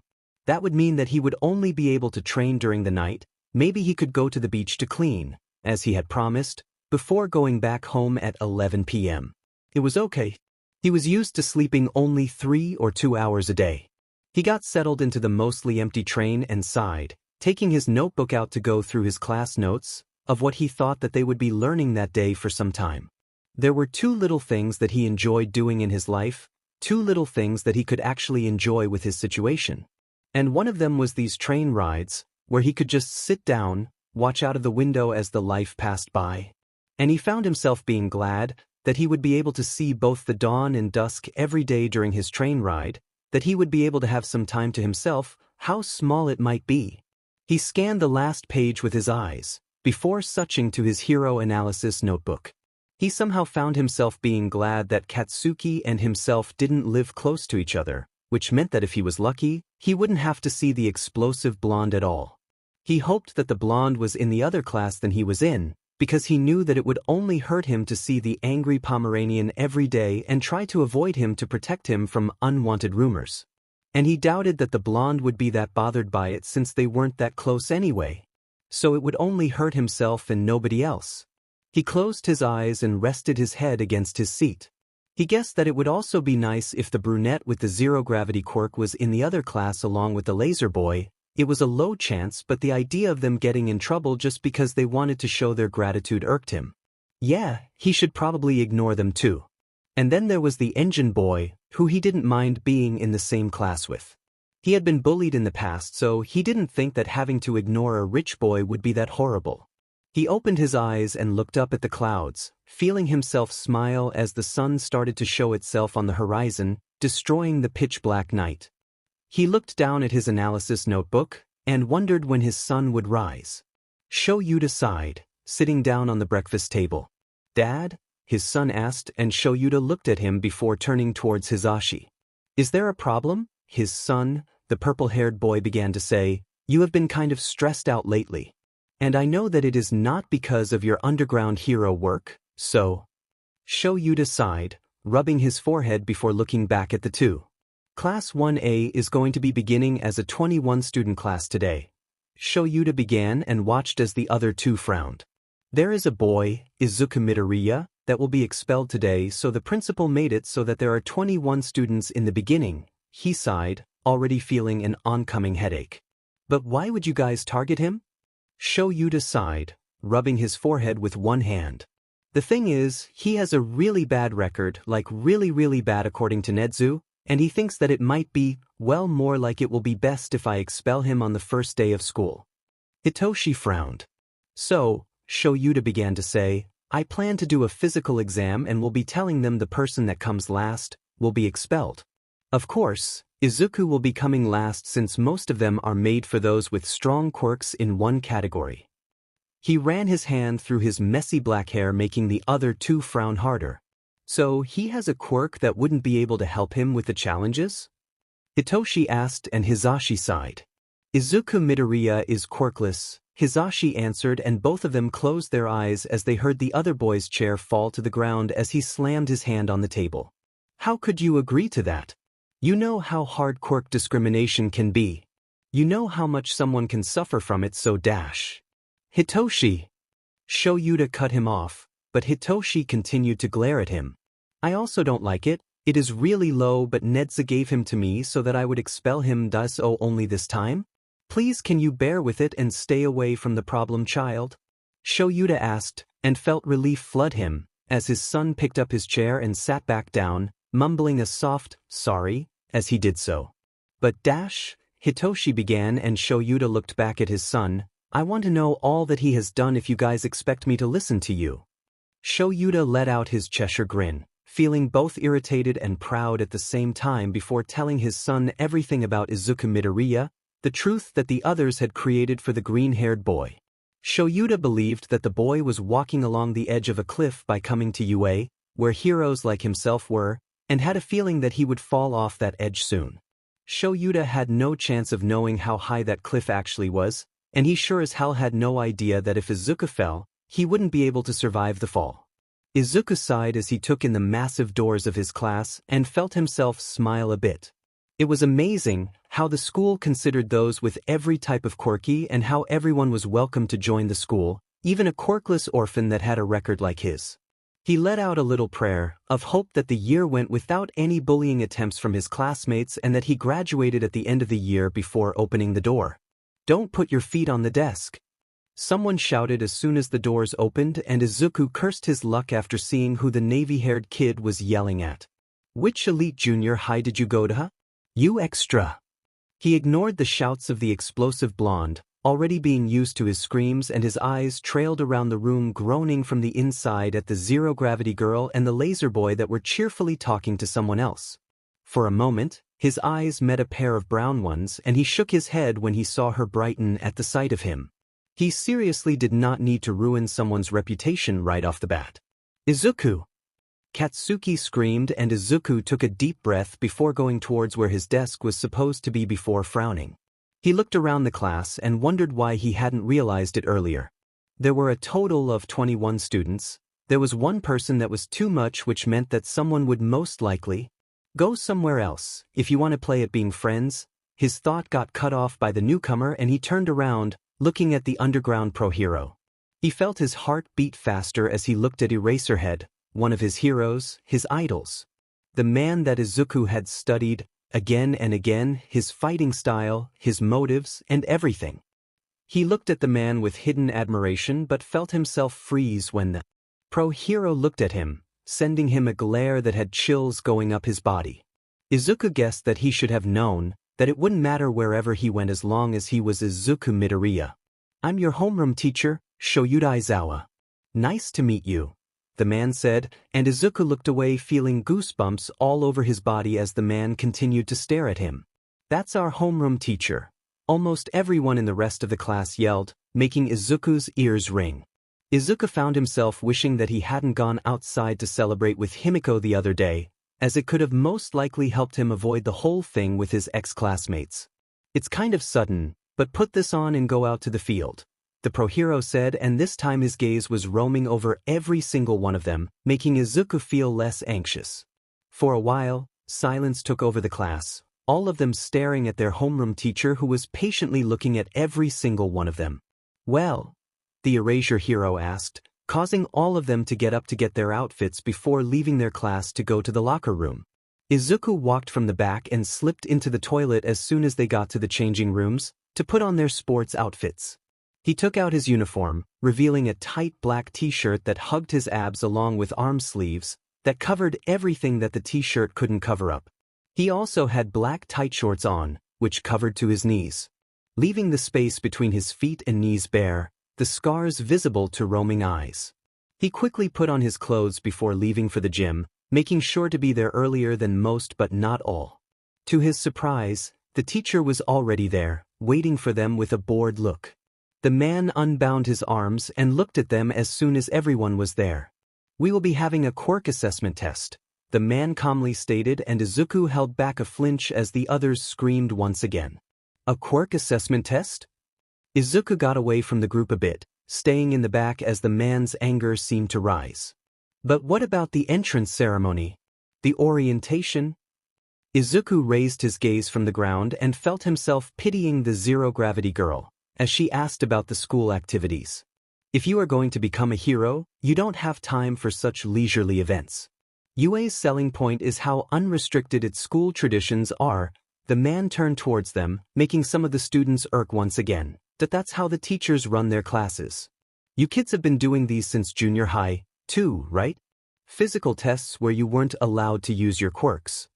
Izuku couldn't remember a time that he had done these tests, all his sports lessons mostly being spent in a dark storage room or the showers, that he would most of the time be locked in. It had him wondering what kind of tests they were. "Midoriya, you finished at the top of the practical exam, right?" Aizawa-sensei asked, and Izuku's head shot up, looking at the man with big eyes. He clenched his hands as he felt all 20 of his classmates stare at him and nodded. "In junior high, what was your best result for the softball throw?" the man asked, and Izuku clenched his hands tighter before opening his mouth to answer the man. "I don't have any results. That'll be the first time for me to do it." He looked at his sensei, who looked more like every other adult, rather than a pro-hero who Izuku had been thriving to be like. Like those adults who had given up on him, those who had looked down on him, those who had wanted to get rid of him. "You don't?" "No, sir." "Okay, well I guess we can't do anything about that. Now try to throw it with your quirk," the man said, and Izuku felt his nails dig deeper into his hands. His sensei should have known that he was quirkless. He should have known that Izuku hadn't done any practical test before, so just why? "I don't have a quirk, sir," he answered, not wanting to go over the line, and almost felt as if he saw the man smirk at that. "Oh, you are right, I must have forgotten about that. Bakugu, since you finished at the top after him, what was your highest score?" Aizawa-sensei asked the explosive blonde. Izuku was sure what the blonde had said had to be interesting, awing, but he found himself trying to even out his breathing till the exam, knowing that if he had a panic attack now it would all be for nothing. He had expected it, for his high school life to be bad just like his junior high years had been, but still found himself let down at the fact that one of his idols was just like everyone else. He heard a familiar sound scream out inside. Izuku's head rose, watching as the explosive blonde threw the ball while looking at Aizawa-sensei, and found himself hoping that he was not doing it on purpose because Katsuki couldn't be that reckless. Considering the glare that the erasure hero had sent the blonde, it was pretty obvious that it was done with the intention of swearing at the pro hero.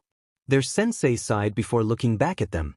"Know your maximum first," Aizawa-sensei said and showed them the scale, making Izuku grin as the blonde left everyone else in awe.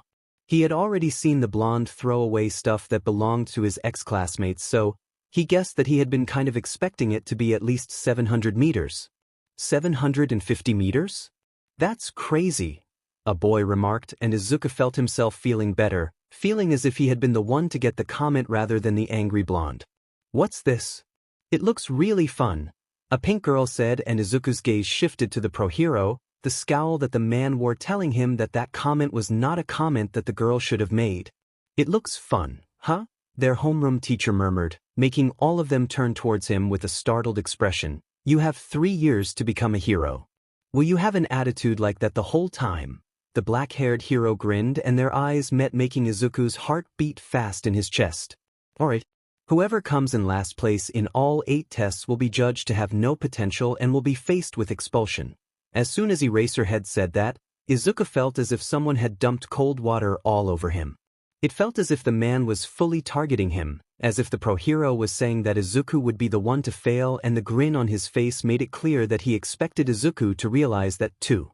He felt a couple of gazes on himself but ignored them, trying to look the pro hero in his eyes. "Welcome to UA." At that moment Izuku's mental list, which he had written the names of all his idols, lost one name, and the name Aizawa Shoyuda was written under his other list, which had the list of peoples that he should never trust, that he should wary of. Izuku threw the softball with all his strength, watching as the disgruntled pro hero showed his result, which said 79 meters. That meant that he got 14th place in the class full of 21 students. He was glad, very glad that the test was not as hard as he had thought that it would be. The 50-meter dash had only helped to raise his motivation when he had gotten 11th place, just like the standing long jump which he had gotten 14th place in. He was used to running away by now, to trying to escape cruel hands, gazes, and actions all his life, that it had been easy to pass half of his class. The standing long jump had been the same, with how many times he had had to parkour on top of the buildings just to escape a certain group of people. His results from the other challenges had been kind of the same, making him gain his place in the second half of the rankings, leaving him feeling better about the whole threat of him being expelled. They did a couple more challenges, like the sit-up challenge that he had ended up got 7th place in, and the long-distance race that he had gotten 10th place in.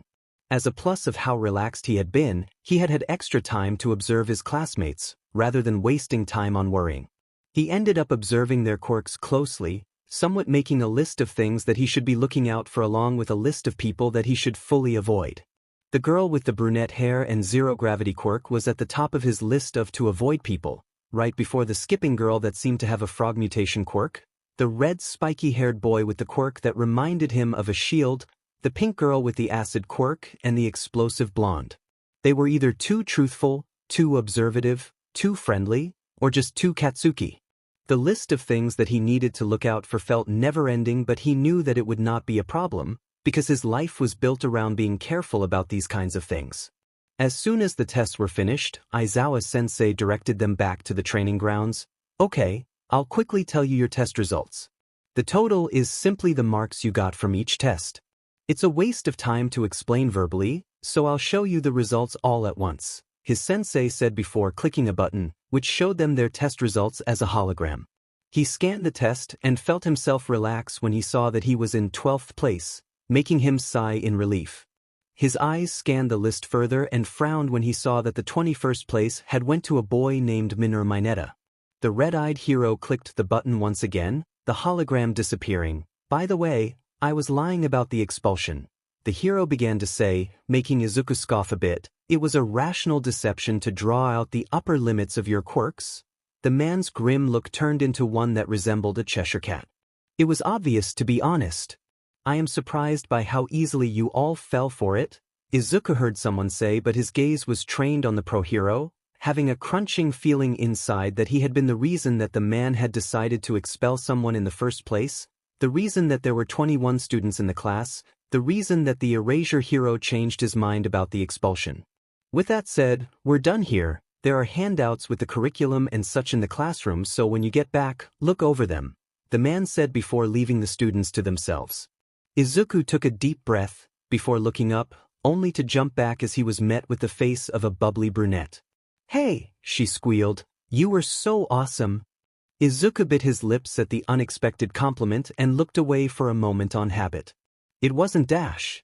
And I couldn't thank you before for saving me during the entrance exam," she said, "so thank you so much. It feels like I keep getting saved by you again and again." It was nothing much. But Dash, the bell was heard, signaling for their next class, and Izuku watched as the others passed by them. After all of their classmates had left, he sighed and looked at the girl. "Do you want to be a hero?" That seemed to wipe off the girl's expression as she backed away a bit, tilting her head to the side. "Yes? But isn't that why Dash?" Izuku cut her off, looking her right in her eyes. "You won't have a good reputation if you're with me. So it might be best if you don't try to become friends with me." He then turned around and left the girl standing there, knowing that he had both lost a possible accomplice, maybe even a friend. As he speed-walked to the changing room, he passed by his sensei, but didn't see him and kept on walking, as his mind was already too busy thinking about certain things to even see the pro-hero. Shoyuta had felt himself becoming more irritated as he had watched the problem child pass all the tests. Wondering why he had even arranged the test like he had, because maybe if he had done it in a different way, he could have easily expelled the green-haired kid. He looked at the list and sighed. He also couldn't expel all the students after him, as there were those who had a really promising future in front of them, and he couldn't really expel all 10 of his students. Almost everyone in the class had high potential that year, and he found himself not being able to expel any of them. Shoyuta found himself thinking of the way that the kid had sprinted, how he had done in the jump along with some other challenges. He sighed as he leaned his back against the chair, staring at the ceiling of the teacher's room. He closed his eyes and thought about after the test when the kid had talked to the brunette. If what Nedzu had said had been 100% true. He sighed once again, straightening up. Maybe, just maybe there was hope for. He is a dog that bites the hand of its owner. He shook his head, ignoring his thoughts. He wouldn't waste extra time on the boy, but he would observe him. He would take any chance he got to expel him, but if he didn't give him any. If the boy managed to survive his teachings till the end of the term, he was sure that Nedzu would find a way to expel him, no matter how his exam went. So Shoyuta knew that it would be best if he expelled him before that, and that he was the one to end his dreams than someone else. Because he knew how cruel it was for a dream to end in midway. Shoyuta took another glance at the kid's file and thought of the way that the boy's eyes had sparkled when he had entered the class, right before Shoyuta had glared at him. He sighed, trying to get the image of the boy's sparkling eyes out of his mind, and closed his computer. He had to get to class. Izuku rolled his shoulders as he left the class before the others, feeling sore from both the test and the beating that he had gotten the other day. He heard silent footsteps and took a glance at the other, sighing as his eyes met the eyes of the blonde. "What the FCK you looking at?" The blonde huffed out and Izuku sighed, deciding to just ignore it. "Hey, you two. Are you guys heading to the station too?" He sighed once again as he heard the girl, Uraraka, call out to him. I'm heading to the library," he answered and fastened his pace. "Why the FCK are you answering for me, you little?" The blonde growled and he felt himself sigh once again. "Are you not, Bakugu?" Izuku asked and watched as the other boy's growl turned into a scoff before turning into a smirk. "No, I'm heading to the library too." The blonde answered and Izuku sighed before turning towards Uraraka. "I think that Ida-san is going to be heading to the station too. I heard him talking last time, and the same goes for Yayarozu-san, Aoyama-san, and Kaminari-san. You can go with them if you want," he said and turned around, starting to walk once again towards his destination. He had to study more on a certain teacher's quirk, not knowing what to think of the man who once used to be his idol. Izuku took another glance at the explosive blonde and sighed in irritation, deciding to just ignore him as he sat closer to the window.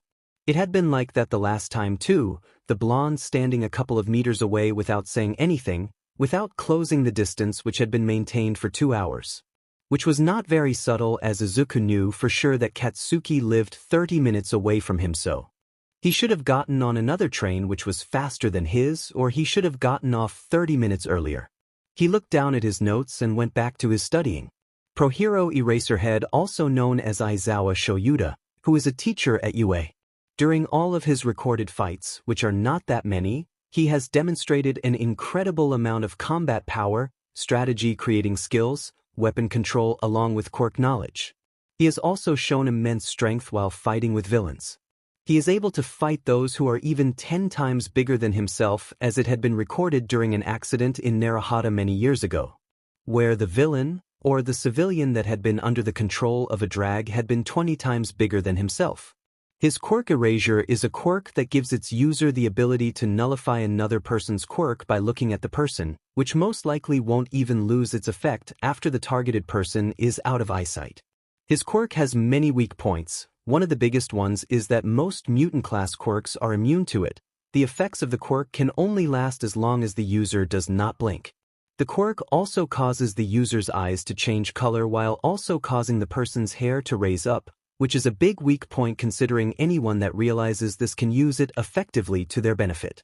There are many gadgets which would most likely benefit its user, such as something that makes it so their hair is always up, like how Present Mike does it, which is explained in section 57 in short details, or goggles that both protect and water the person's eyes to prevent their eyes drying up. Another.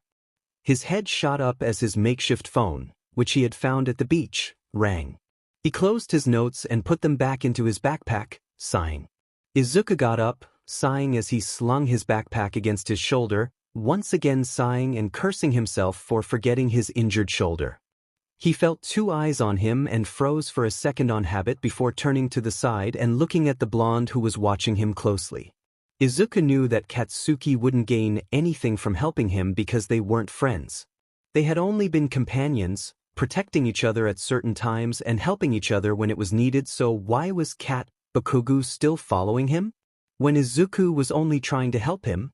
When he was only trying to protect him from cruel rumors and glances? He got out of the train and started to fasten his steps, hoping that the other boy would just give up on him. It shouldn't have been that hard, considering how many people had given up on him again and again. Izuku speedwalked for 17 minutes, feeling both victorious and disappointed at the fact that the blonde hadn't caught up to him. There were 20 more minutes till the beginning of the lesson when Izuku got to class, so Izuku placed his head on his table and sighed as he rested his eyes for a while, hoping to be able to rest his eyes for some time till the beginning of the lesson. To Izuku's surprise, their first lesson ended up being English, and it was actually normal. Well, aside from the fact that it was given by Present Mike, who he had used to listen to when he was a 10-year-old boy.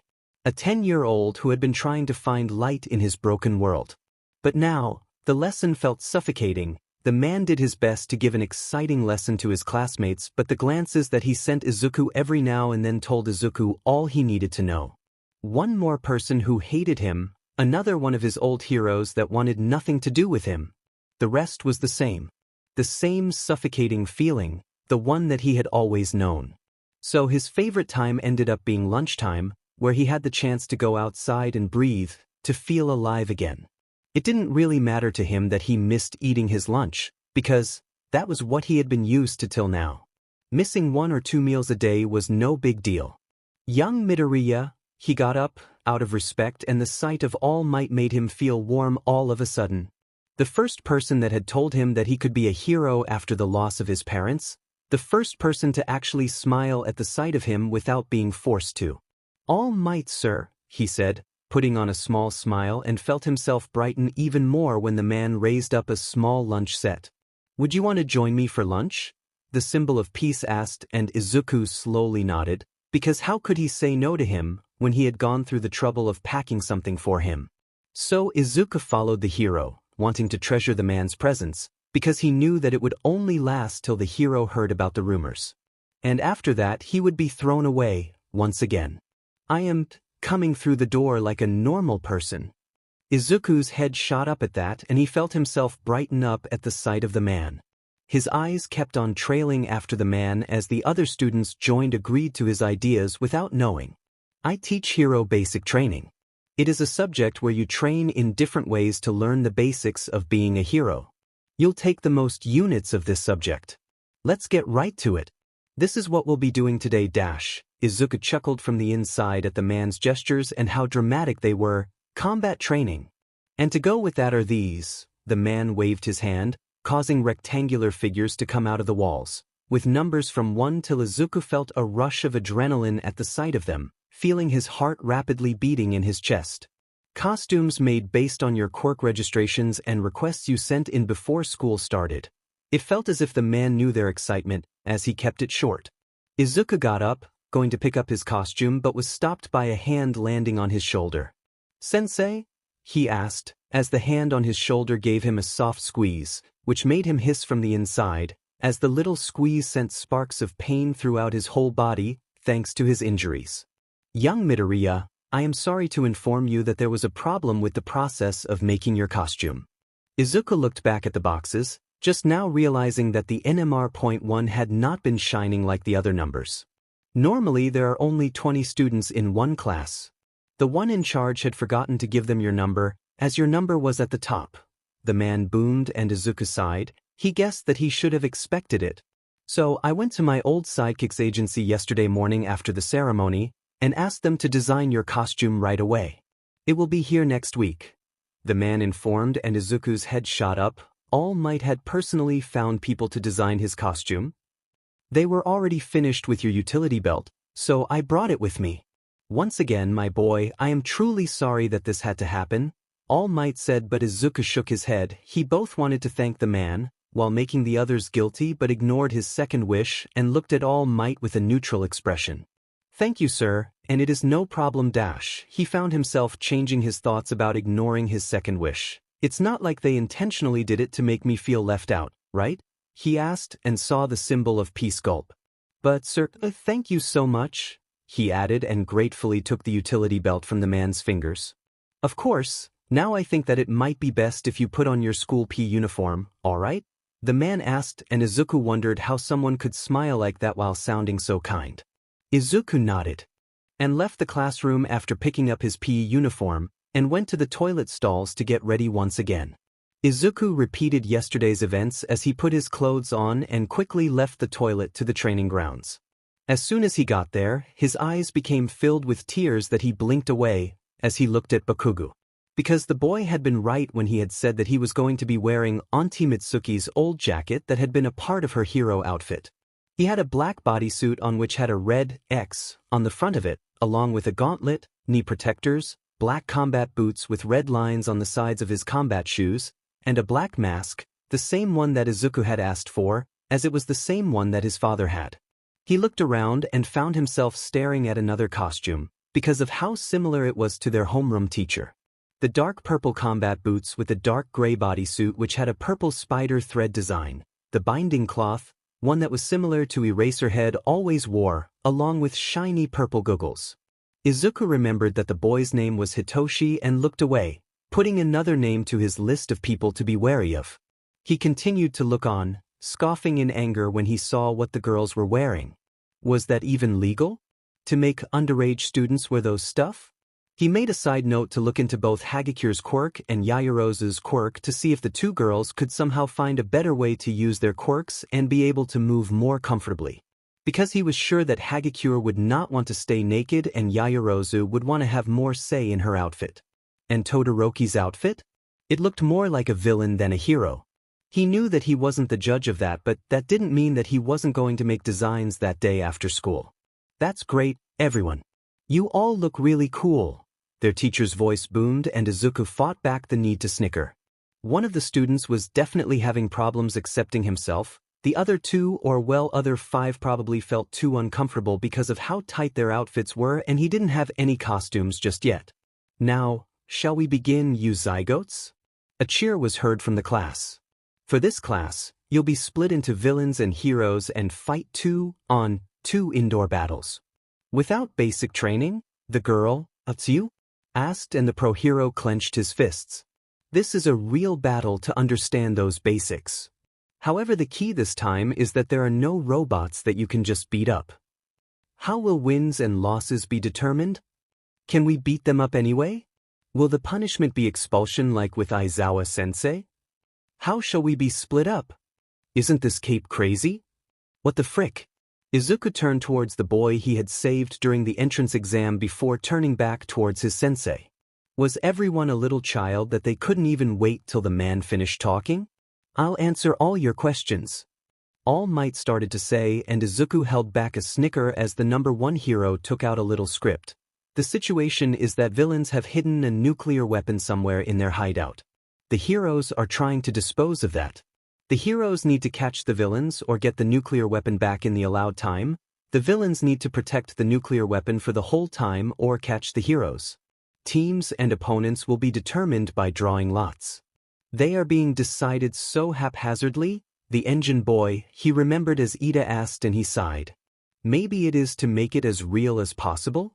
Uraraka answered back, and Izuku nodded at her answer, even though no one could see him nod. If that's all, let's do this quickly. The man boomed and put down a box, letting every student pick up a ball with a letter on top of it. Izuku waited till the end to pick a ball and sighed when he got it.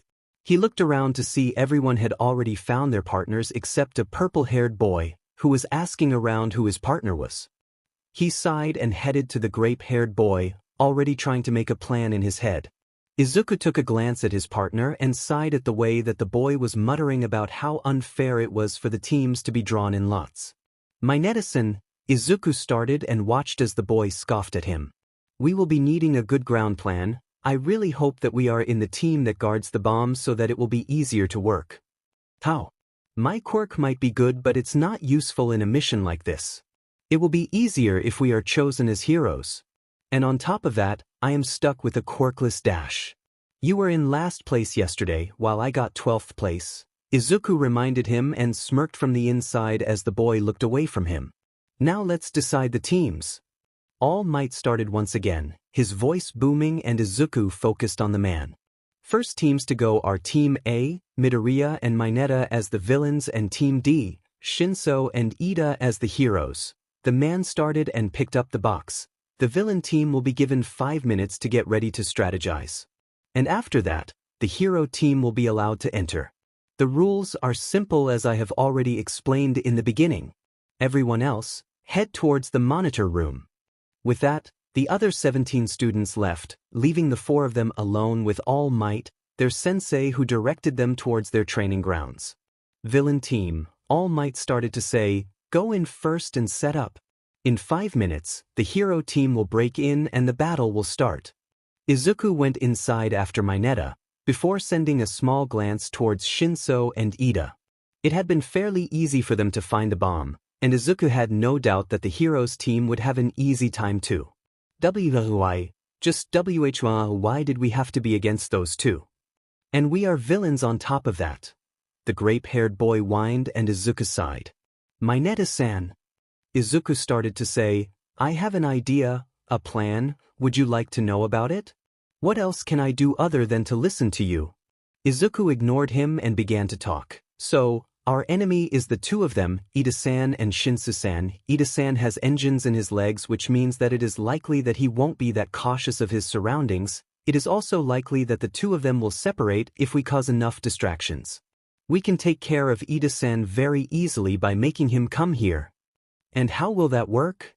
Izuku pointed at the ceiling. Can you maybe stick the bomb to the ceiling with your ball and also put ball everywhere to make it so that Ida-san won't be able to move past the door? He asked, and the other boy stared at him blankly before he also smirked.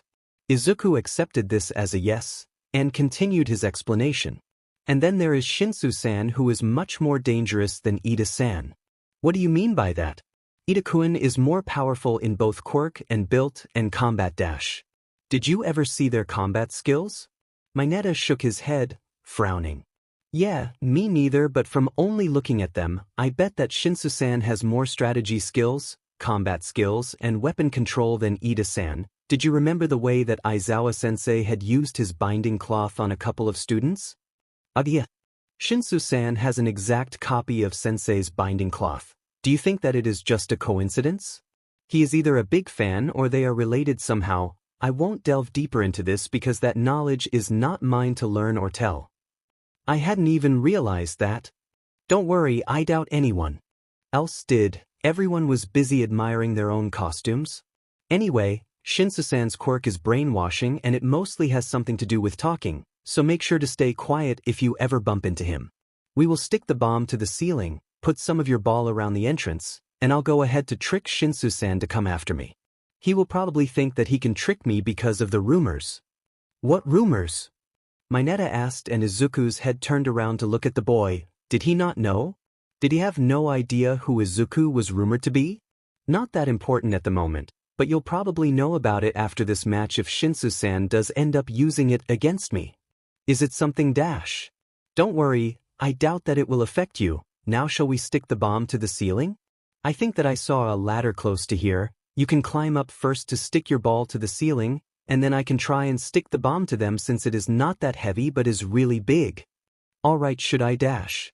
They both stopped as soon as a buzz was heard, and Izuku sighed.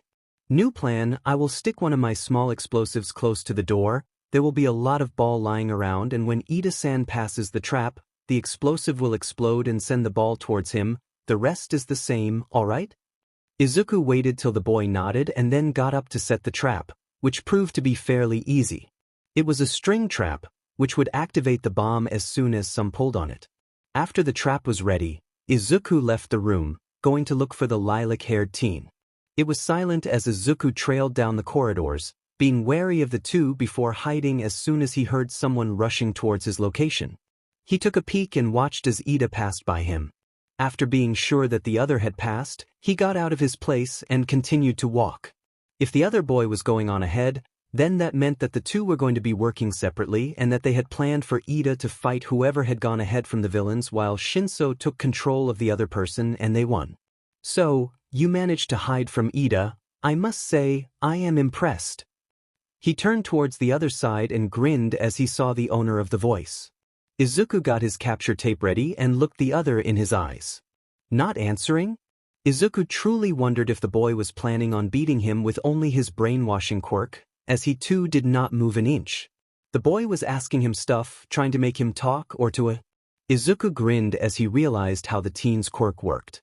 Is this your plan? Izuku asked back and watched the boy's grin turn into a scowl, which only lasted a second. Shinso also got his weapon ready and stood in a fighting position, just like Izuku. Well, actually I was wondering something, Shinso began to say as he darted forward, trying to land a punch to Izuku's face. About the rumors and stuff, Izuku blocked his punch with his arm and scoffed at what the boy had said. Are they all really true? Izuku stumbled a bit at that question, letting the lilac-haired boy to land a kick to his side, causing him to stumble back at the impact. You don't act like a person who would go ahead and hurt those who try to get close to him. Izuku darted forward and used his palm to hit the other boy in the chin, making him back away at the impact.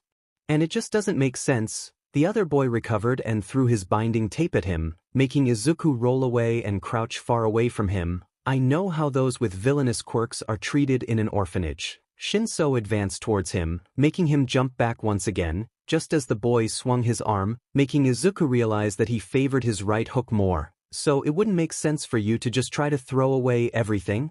Izuku stopped at that and looked at the boy's face, wondering how he could lie like that through his teeth, because he couldn't be able to know about it without going through the things that Izuku had gone through. Izuku frowned at the idea and looked back at the other just as Shinso went to kick him. In a swift move, Izuku took hold of Shinso's leg before pushing it back and causing the lilac-haired boy to lose balance. Izuku wondered if the boy was trying to trick him into answering by asking these things or if he was really searching for an answer, because if he was really searching for his truth. Izuku jumped and sat on top of the fallen boy, tying the other in his binding tapes as he let out a sigh. The villains win. All Might's voice boomed through the speakers and Izuku sighed. That must have meant that Mineta had taken care of Ida after all. He got off the boy and started to unbind him and sighed as he undid the last parts.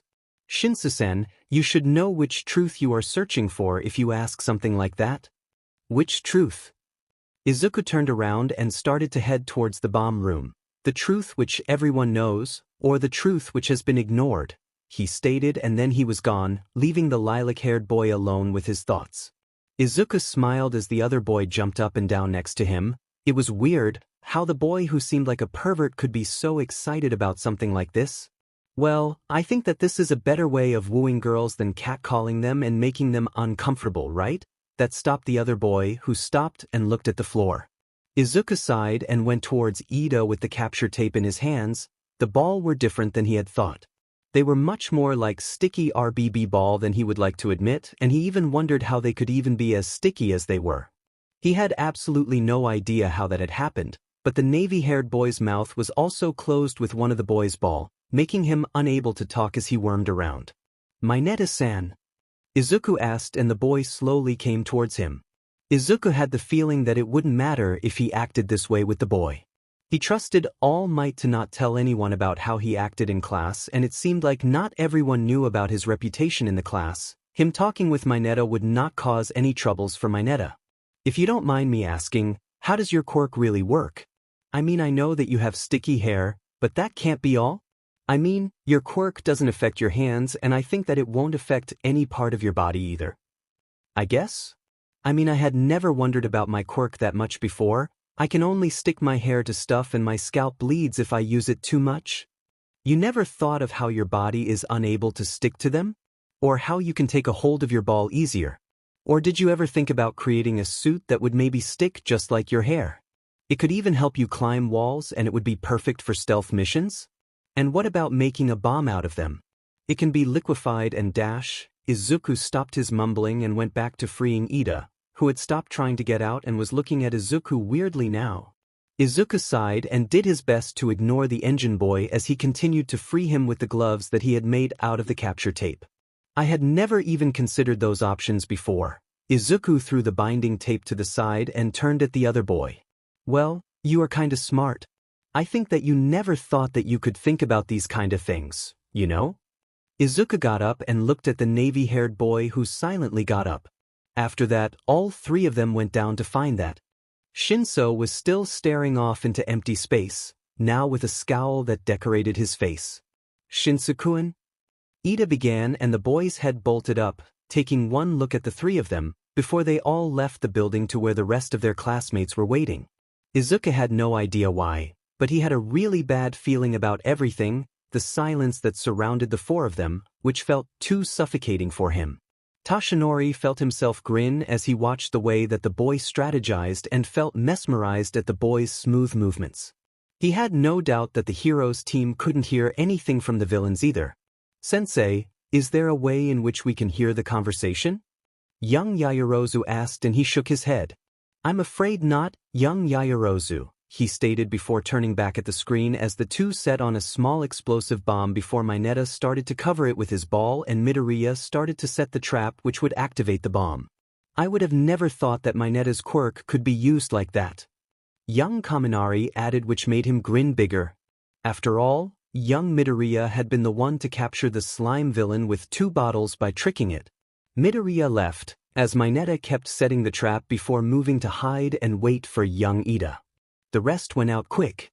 The encounter between Mineta and Ida was finished in an instant, while the fight between the other two lasted a bit longer. In the end, Toshinori felt proud, as he announced that young Midoriya had been the winner. "That battle was so manly," he nodded at Kirishima's comment and sighed. Nothing bad had happened.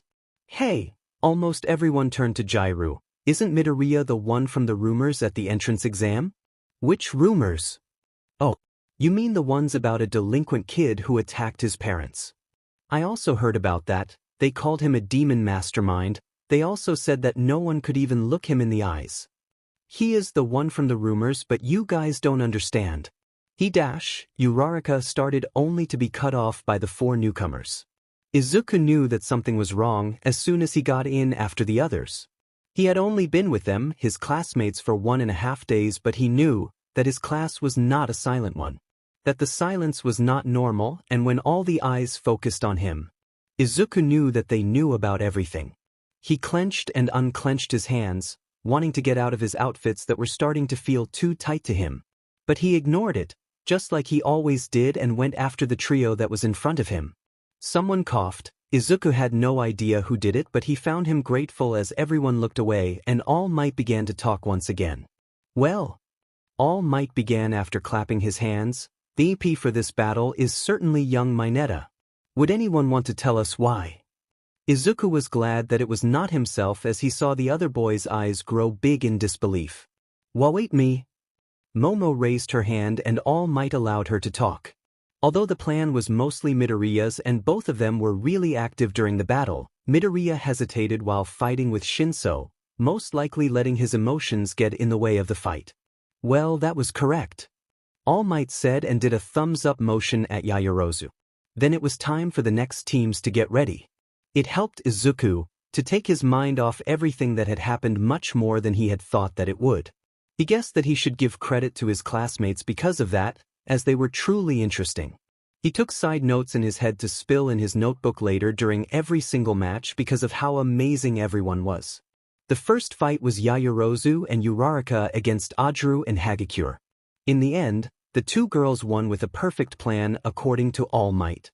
Izuku had a feeling that there were way too many possibilities to go around that plan and beat the two of them but decided not to say anything about it.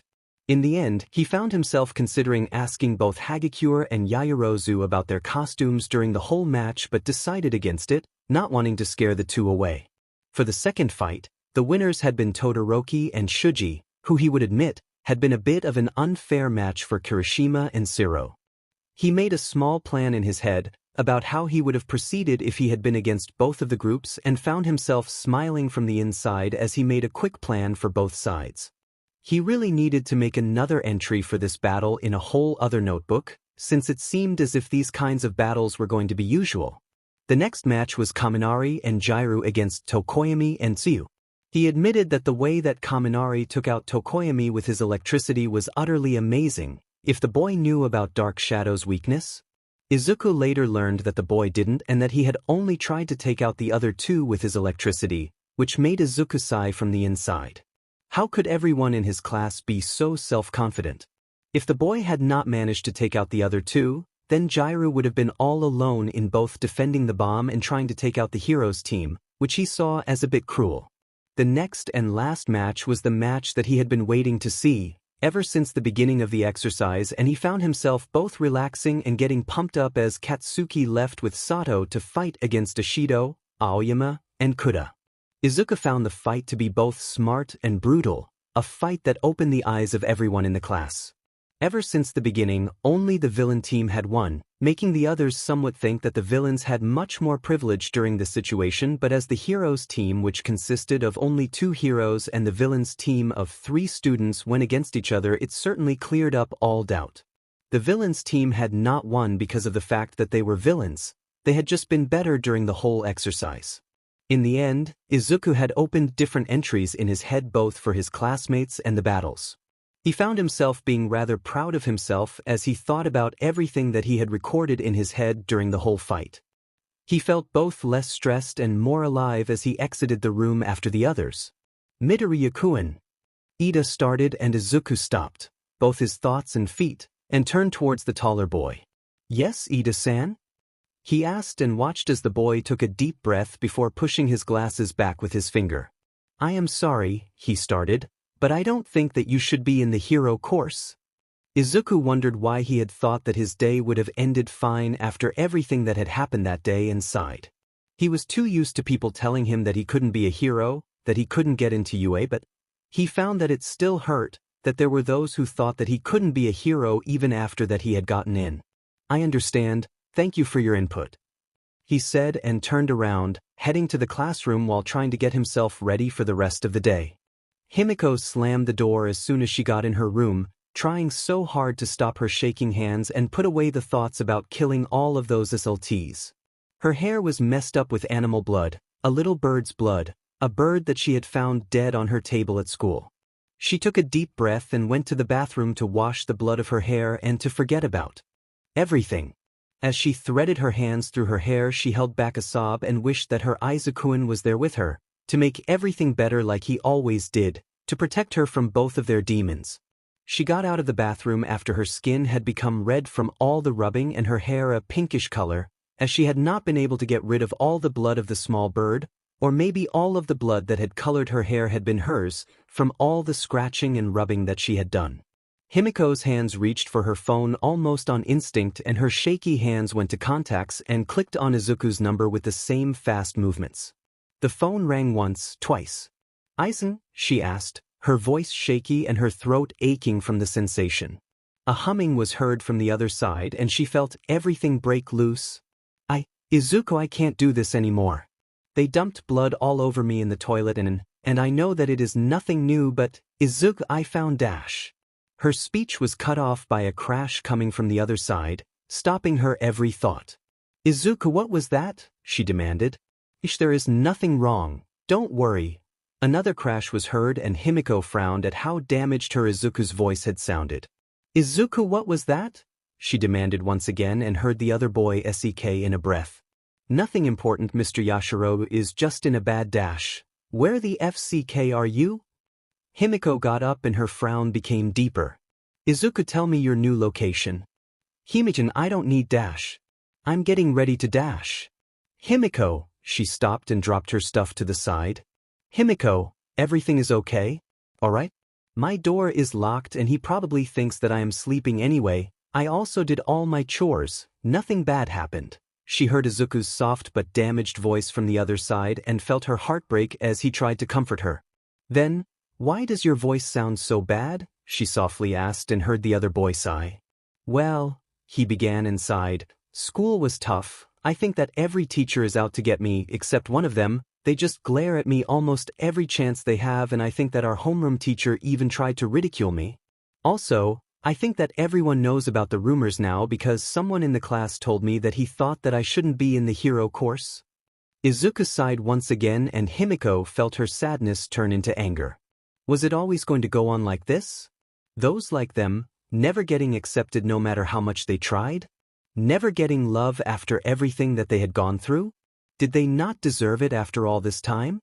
Himi-chan. She sighed as she heard her Izuku from the other side and wondered how someone could stay sane even after everything that they had been through. Yeah, Izu-chan, I am a bit tired. Can we maybe talk later? Yeah, of course. I deserved better. You hear me? I never deserved to live in this SHT hole of a house with a freak like you. I deserve to live in a mansion, with any woman that I want. With female maids, not a pathetic freak. Open the demon door. You King little beatish. Open it or I swear dash. The line went dead, making Himiko sigh. She picked up her fallen things once again and slowly walked out of the empty corridors of the house. It was a little past 1 a.m. but she found herself not caring, as she put on her coat and got out of the empty cold house. She felt goosebumps all over her skin as the chilly air hit her skin, making her sigh. She hated society, the way that people like her were treated, the way that those like her Izuku were treated, and felt anger rise up inside of her. She had been naive last year when she had applied for UA's hero course. When she had thought that the heroes were there for them, that they had a chance at dreaming. She had been wrong, there was no fairness in the world that they lived in, she would be hated wherever she went, she would never be enough. Because of her quirk, that destroyed everything, she would never get a chance to dream, to live free. She gasped as someone twice her size pulled her from the wrist to an alleyway, trapping her between the wall and the woman's arms. She tried to pull her arm once again and cursed at how weak she felt. The other woman took a hold of her throat, raising her up while making her gasp. Honey, don't worry. It will all end quickly, it will be a nice and quick death. Himiko ignored the woman's words and tried to kick the older, making her growl. You little BTCH. If you just stay still I would have ended it fast. The woman started to say things to her that made her let out a sob. Kill her. Himiko clenched her eyes shut. Drench her. That's it. You just be nice and I won't hurt you at all. She watched as the woman's snake-like tongue came out, giving a small lick to Himiko's cheek. Make them pay. Himiko's eyes shut open, devoid of any emotion as she went forward with all her strength before she bit the older woman, causing her to scream in pain. But it was useless, as Himiko had already turned into the woman, thanks to the woman's blood that was dripping down her lips. Himiko choked the woman before once again biting her, but this time not as Himiko but someone else, the poison that dripped from her temporary snake-like fangs taking its effect on the older woman as Himiko did not care about the hits and kicks she received. For the first time, she watched as someone died in her hands, feeling good at the freeing feeling that she got. She stayed like that for a while, sitting on top of the woman, the blood of the woman covering the floor in a red puddle as it poured from her neck and shoulder where Himiko had bit her. But Himiko didn't care, almost feeling as if she had done a good thing, as if she was somewhat free. A clap was heard, making her head bolt up and growl at the newcomer like an animal. "Oh, easy there. I was thinking of stepping in earlier, but it seemed like you had it under control," a man in his 40s told Himiko, making her squint her eyes. "Who are you? What do you want?" She growled, and the man raised his hands up. "Well, most people call me Jiren." The man began, "I think that you had potential and wanted to cut you a deal. Have you heard of the hero killer, Stain?" he asked, and she wearily nodded. "Well," the man, Jiren, started, "of course you do. You are probably one of his followers, because well, it seemed like you meant the heroes when you screamed, 'Make them pay,' and they have been coming together lately." She stopped for a moment. Stain, the man who was slowly shaking the hero society, the man who had seemed much more like a hero than real-life heroes, the man that was determined to make both fake heroes and fake villains pay. Jiren sighed. "Well, I can give you more time, but you need to decide till next week Friday," he said, and she slowly nodded, her mind filled with only one question mark. A question mark that she already knew the answer of, because she was willing to do anything, just to be free. Tsukachi Naomasa sighed as he rested his head against his palms, waiting for his friend to get to the cafe in his weak form. "Yagi!" He looked up and sighed at the sight of Yagi, his friend who had deemed him trustworthy enough to share all his secrets with. "Hey!" Yagi began, sitting down in front of him. "How have you been holding on so far?" "Better than you, I guess." "What's wrong?" Yagi sighed. "Nothing much," he began, only for Tsukachi to flinch at his lie. "Well, actually I wanted for you to look into one of my students. It is really important." "Who is it?" "A boy named Izuku Midoriya." "Alright, is he causing problems and stuff?" "Nedzu and the others are planning on expelling him at his smallest mistake." Tsukachi stared at his friend, his eyes growing wide. "His records say that he is a problem maker, a monster, even a delinquent, a gang member, but..." He trailed off, making Tsukachi sigh. "You don't believe them? Because the boy is too good," Yagi began to say, his voice rising, causing Tsukachi to sigh once again. "He is a genius. He is so kind. He runs into trouble without caring about the consequences. He even knew of my secret but was able to hide it till now." Tsukachi sighed once again at the new knowledge. "Okay," he began. "May I ask what his quirk is then?" Naomasa, the boy is quirkless?" He stared at his friend because somehow those 4 words were enough, because somehow he understood.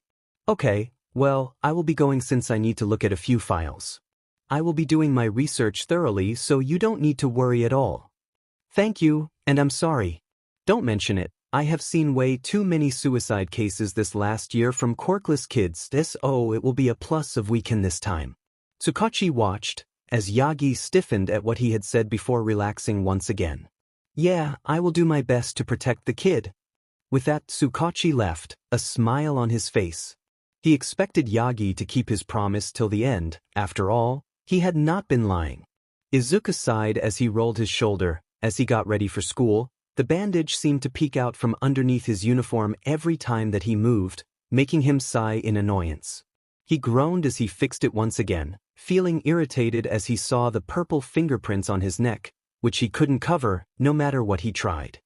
He went to the bag that was full of his clothes and sighed again as he put on a black turtleneck that could be seen underneath his school clothes. It was tight, but he didn't want anyone to know, so he put on his school, trying to ignore the way that his body ached with every movement, every breath. He was glad that the man had somehow avoided his face last night.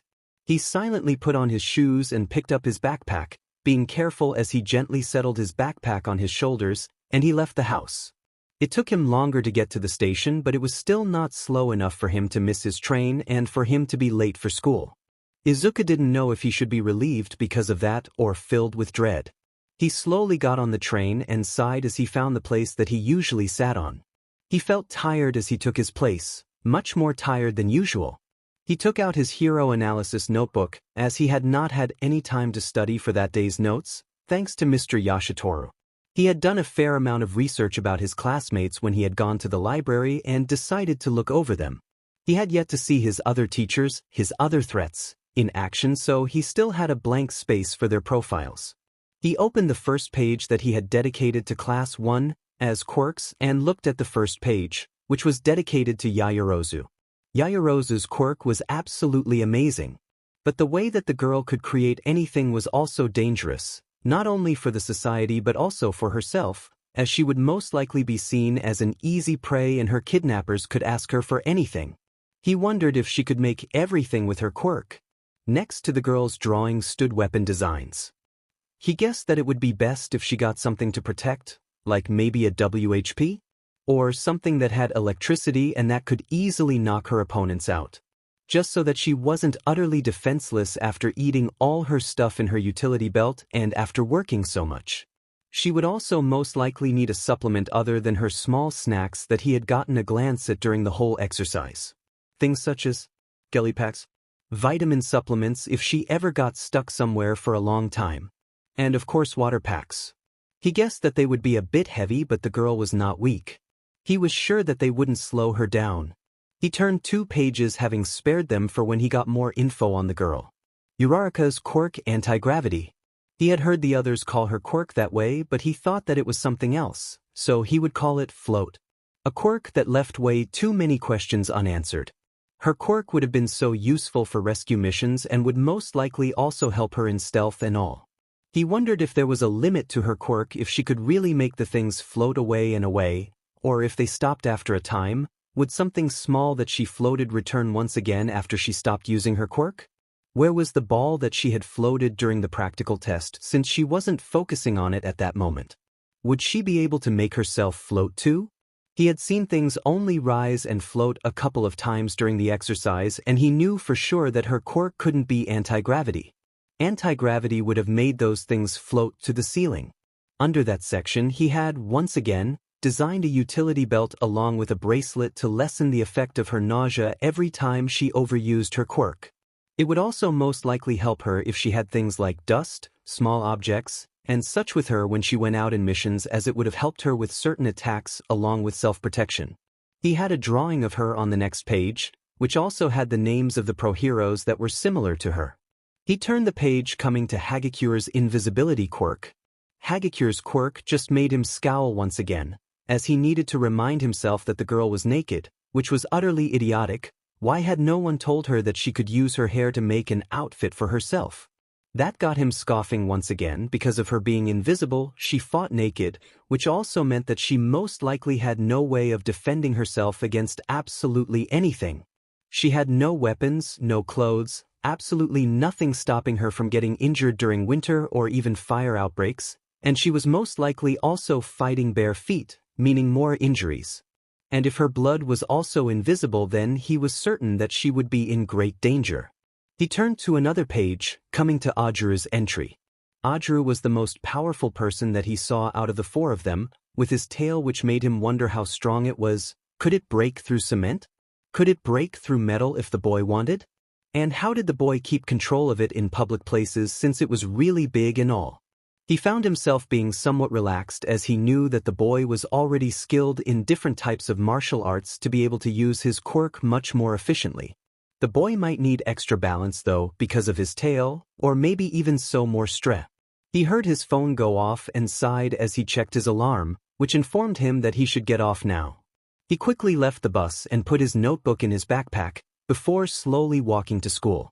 He hoped that it would end up being a slow day, with no problems. Once again, his bad luck seemed to want to remind him of its presence, making Izuku groan from the inside. He wanted to turn around as soon as he saw the front of the entrance. Nope, he was not doing this. He was not, absolutely not.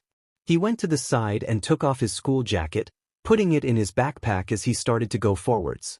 He was so close to the safety of the school, when someone pulled him by his arm, causing him to hiss from the inflict. Hey, how are All Might's classes? He felt a microphone being pushed at his face, and Izuku backed away a bit. He began, only to get cut off by another reporter. Hey, you are the kid that the others talk about as a freak. Oh, is he the Mikuma? I heard that he was a demon, a monster. Mikuma? Someone asked, making Izuku flinch at the familiar nickname. Sorry, I need to go. Izuku said and tried to go forward only for someone to pull him back by his backpack. Is it true that the Mikuma is quirkless? Izuku averted his eyes. Can you please let go of my backpack? I need to get to Silidash. We are not allowed in, but someone like you is? Ridiculous. The same brown-haired woman yelled and Izuku stiffened. No, he had earned his spot. But had he really, when everyone else seemed to try to assist? What the hell are you extras even doing here blocking the way? Izuku looked at Katsuki and felt himself internally sigh, before escaping the crowd and getting past the school gates. What do you think about the Mikuma being in the same school as you? Do you go to All Might's class? Can you tell us about how he is in his free time? Did the Mikuma only get accepted so that the heroes could keep a better eye on him? Can you tell us your thoughts about Dash? Someone began, but the explosive blonde growled and passed by the reporter, ripping through the crowd in seconds. Thanks. Izuku muttered and went ahead, with the questions of the reporters ringing in his head, while not wanting the reporters, the hungry sharks who always found the mother of all rumors, to think that he was close to Katsuki in any kind of way. Good work on yesterday's combat training. Aizawa-sensei began to say, I saw the video and results. You guys are all talented, so don't let yourselves get swayed away by your emotions during combat like a kid. Izuku looked down, realizing what the man had said was meant for him. Now let's get down to homeroom business. That was enough to make the whole mood of the class dampen, their sensei continued. Sorry about the late notice, but today, I'll have you decide on a class representative. Izuku held back a chuckle by the way that the whole mood rose up once again. It seemed like only one sentence from their sensei was enough to change the mood anyway that the men wished. Pick me. I want to be a class representative. Me too. I want to do it too. It's a job made for M-. I'll be the leader. My manifesto is for shorter skirts. He sent a look at the grape-haired boy, who then had the decency to look sheepish. Well, only if the girls want it too? Let me do it. Silence, please. Ida began, making everyone listen to him. It's a job with the serious responsibility of leading others. It is not a job for just anyone who wants to do it. It is a calling that requires the trust of those around you. If we want to use democracy to decide on a true leader, then we should hold an election to choose one. Izuku let out a stifle at how high the navy-haired boy's hand was and looked away, knowing that he had nothing to do with this conversation. As soon as he got his paper, Izuku wrote down Yaoyorozu's name and gave it away. He had normally planned on voting for Katsuki but decided against it, knowing that the boy was cut out for it, but he would most likely be irritated after some time and would scare the others instead of leading them. He sighed and looked away as the class decided on the class rep. In the end, half of the class had gotten only one vote, while Azui, Aoyama, Katsuki, Mineta, Uraraka, Shinso, Todoroki had gotten 0 votes, meaning that they had given their votes away to someone else. He sighed and held back the urge to hit his head against the desk as he saw the 3 winners that had gotten more than 1 vote. Ida had gotten 2 votes, Yaoyorozu had gotten 4 votes, and he sighed. How the hell had he managed to get 4 votes? Just how? He looked back at the ones that had gotten 0 votes and wanted to slam his head against the table once again. He knew who had voted for him and he felt his eyes twitch at the idea of it. Okay, this was not going to happen. Both got 4 votes? Their sensei rose up from his sleeping bag. Surprising, now shall we do voting between the 2 then? Izuku sighed and raised his hand. He had thought that there must have been a mistake, but it made absolute sense when he thought about the 4 idiots who had chosen him, the 4 who he had been trying so hard to push away. Sensei? He asked and saw the man's eyebrow twitch before nodding. May I decline my position? Very well. The man sighed somewhat relieved. Then Yaoyorozu will be the class rep and Ida will be the deputy class rep. Well, I think that will be nice. Yeah, we can totally agree that they will make a good duo. And that was that, the last comment before their sensei had exited their class, for Midnight to enter instead. It was pretty normal after that, but the media had yet to give up. By lunchtime, Izuku was feeling hungry, his last meal having been his small snack that had been made by All Might from the day before. He had even thought about going to Lunch Rush's entry but decided against it as soon as he saw the crowd both inside and in front of it. Instead of going to the cafeteria, he went to the toilet stall to check out his injuries, before planning on getting water from his backpack and refilling it.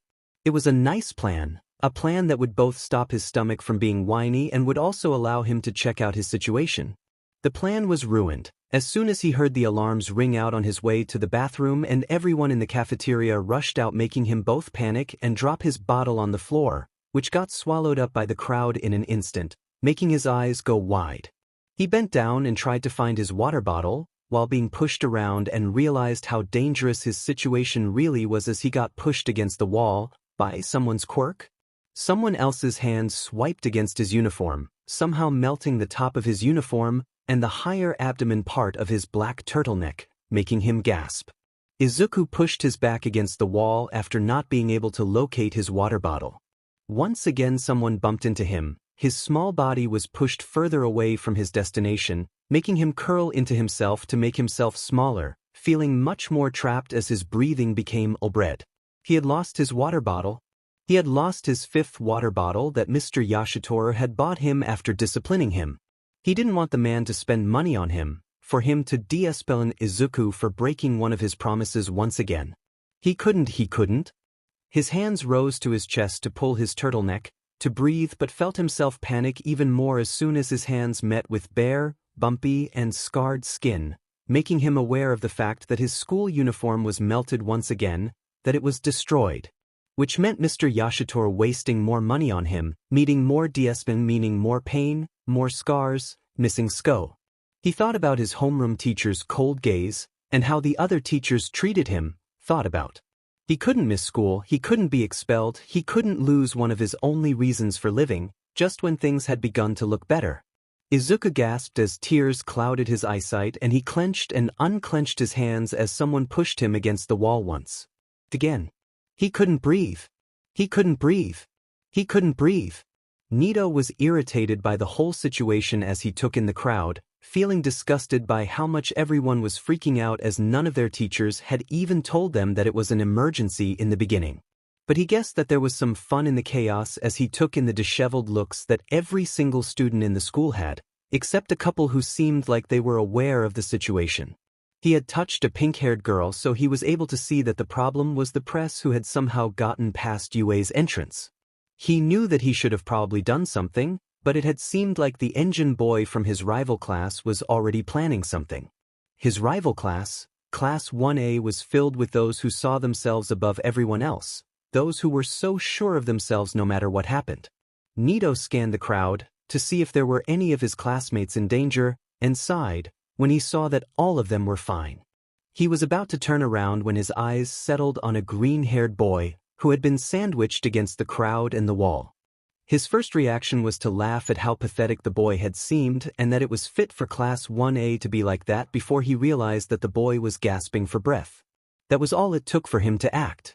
He knew that he would most likely hate himself for doing this in the future, but still dived through the crowd before taking a hold of the boy's arm and dragging him to the toilet.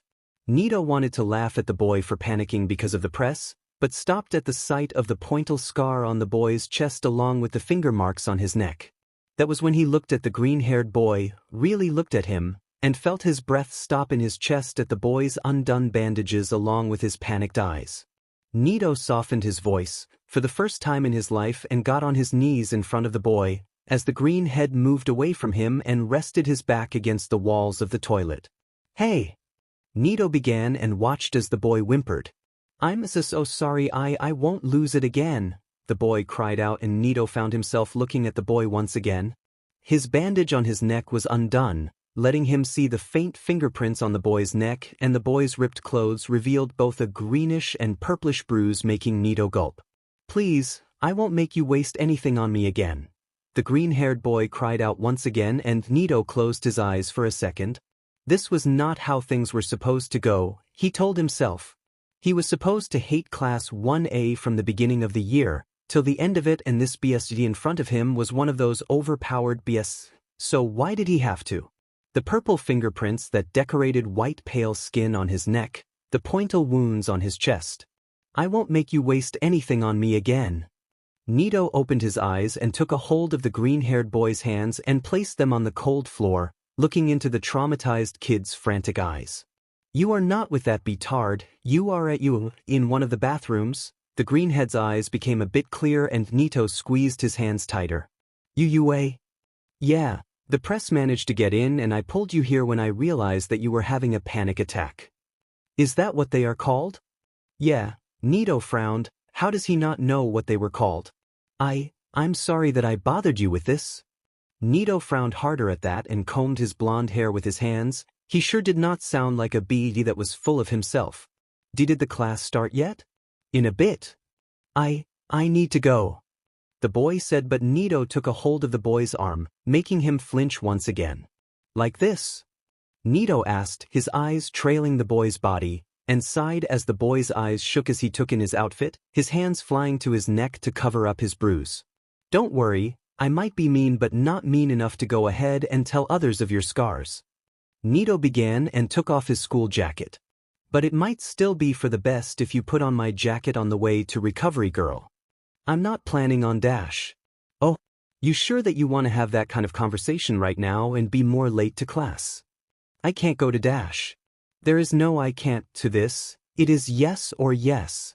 No, I'll be going to class before the others and changing into my PE uniform before class starts. And then what? You plan on only wearing that for this year. I'll manage somehow.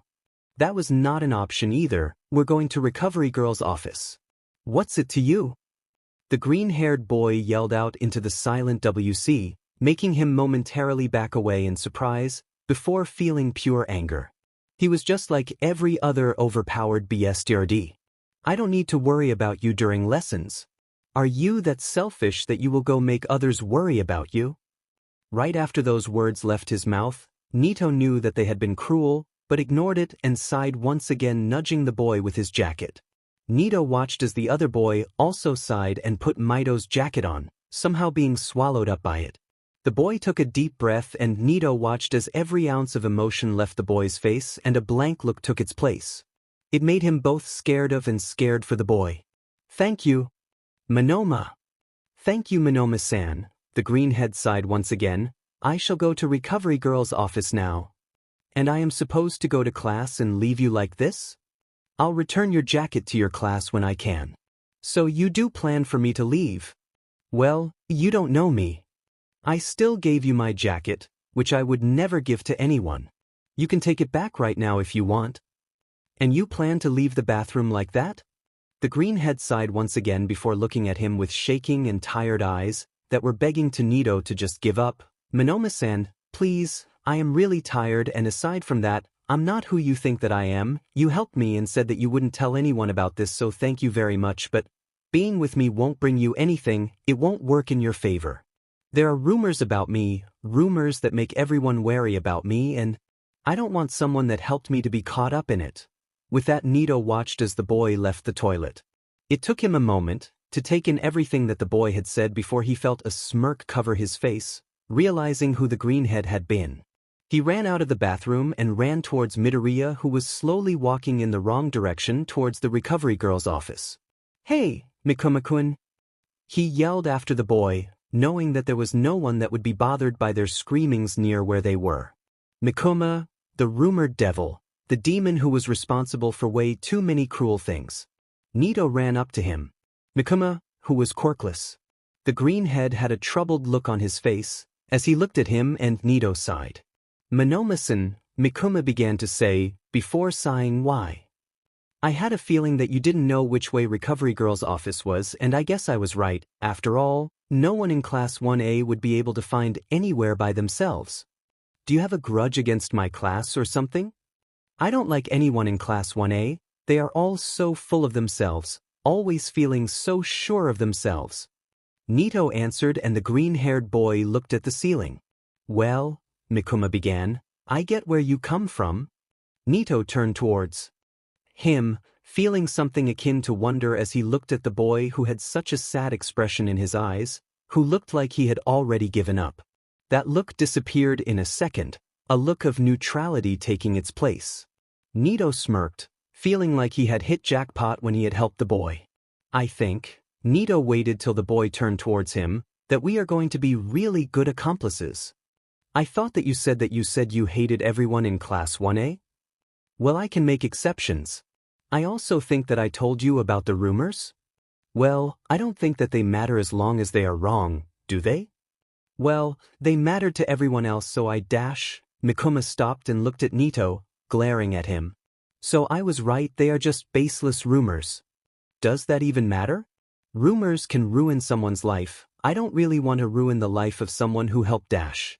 Well, you won't. Nito sighed as they turned another corner, their destination now in their eyesight. A lot of others are already wary of me, thanks to my quirk and loud personality. I'm sorry, that's not fair to you. That's how it is, no need to have any hard feelings about it. Nito glanced at Midoriya. Why don't you tell others that they are just rumors? Well, we are not that close to tell each other our living styles, are we? Stingy bitty. I mean, you don't even know my name. Wait, Mikuma is not your name? Mikuma means Midoriya plus Akuma. It is a nickname. Izuku sighed after 10 seconds of awkward silence. It's surprising how many things have happened in only 4 days. Mikuma, no, Midoriya said, and Nito found himself agreeing, as he would have never expected to meet the so-called fake demon this early on. Nito stopped in front of the door and knocked, making Midoriya stiffen. Izuku took in a deep breath as he heard someone tell them that they could come in from the inside. On instinct, he fixed his clothes and took in a deep breath, watching as the other boy waited for him to tell him that he was ready.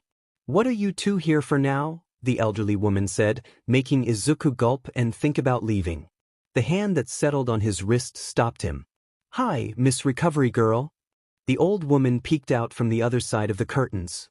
Izuku watched as she dropped the file in her hands. I think that it might be better if I leave, Izuku muttered, but the grip on his arm grew heavier and the pro hero scoffed. Such nonsense. Come sit down and let me take a look at you. Izuku felt his mouth form a thin line at that. I need to ask something before that. What can be more important than Dash? Are there any cameras in this room? No. Can you swear secrecy? That everything will stay in this room. Izuku had read a few articles on the woman before and knew that she didn't hate those like him, that she respected her patients and their private lives. He knew that he could trust her. He had also thought that he could have trusted Eraserhead. He had thought that he could have trusted Heroes, but he had guessed wrong. He sighed. It was too late to turn back now. She had already seen some of his scars. I am supposed to give every detail concerning your health to your guardians. But other than that, yes, there will be no information given to your teachers. Izuku wondered how long it would take him to break. It had only been 4 days, and he had already failed way too many times in way too many categories. He sent a look at the other boy and Monoma sighed, somewhat understanding Izuku's request. I'm going to class now, since I don't think that it will be that realistic if I tell them that I was helping someone from class 1A. Izuku just nodded and went to give the other boy his jacket back, only for him to shake his head. No need, I will take it from you tomorrow during lunchtime. But Dash, Izuku began, wanting to tell him that he never went to the cafeteria, that he would never go to the cafeteria, but the boy was already gone, making Izuku sigh before turning to look at the older woman who had been watching the two of them like a hawk. One problem at a time, he reminded himself. One problem at a time. He sighed once again as he felt the retired pro hero's eyes roam his body, searching for other visible scars. Miss? He asked, and the woman's eyes met his, making him sigh. So no teacher will hear about anything that I tell you here? As long as you don't want it to get out, yes. If it is a bullying incident, I can inform the teachers on your request. But if I don't want any of the teachers to hear about this, my guardian will be the only person to hear about this? Yes, as they dash. Izuku cut her off. What if I give you a reason that you can't tell them? The woman stopped and Izuku sighed. He should have not come here. He should have not agreed to Monoma even if he had begged that much. Miss, do you know how I can get a new uniform? I need to get to class soon but dash. Wait, what did you mean when you said dash? I'm sorry, miss, but it is something between my guardian and me, and it is something only my guardian can dash. Young boy. Izuku was cut off by the nurse. He looked at her stern expression and sighed, wanting to just give up so badly. The day had been already too horrible, He hadn't gotten any sleep last night, he had had nothing to eat in the last 24 hours. Mr. Yashitoru had used him as a punching bag, he had been called out to by the reporters, and just when he had thought that he could relax, the accident with the press had happened, causing him to lose his water bottle, which would make Mr. Yashitoru absolutely furious. His clothes had gotten ripped, he had broken down in front of someone, and his scars had been discovered by 2 others. On top of it all, he was late to class, which had him becoming much more anxious. And now he was supposed to believe in Recovery Girl, who he couldn't help but doubt after his image of the others had been ruined like that.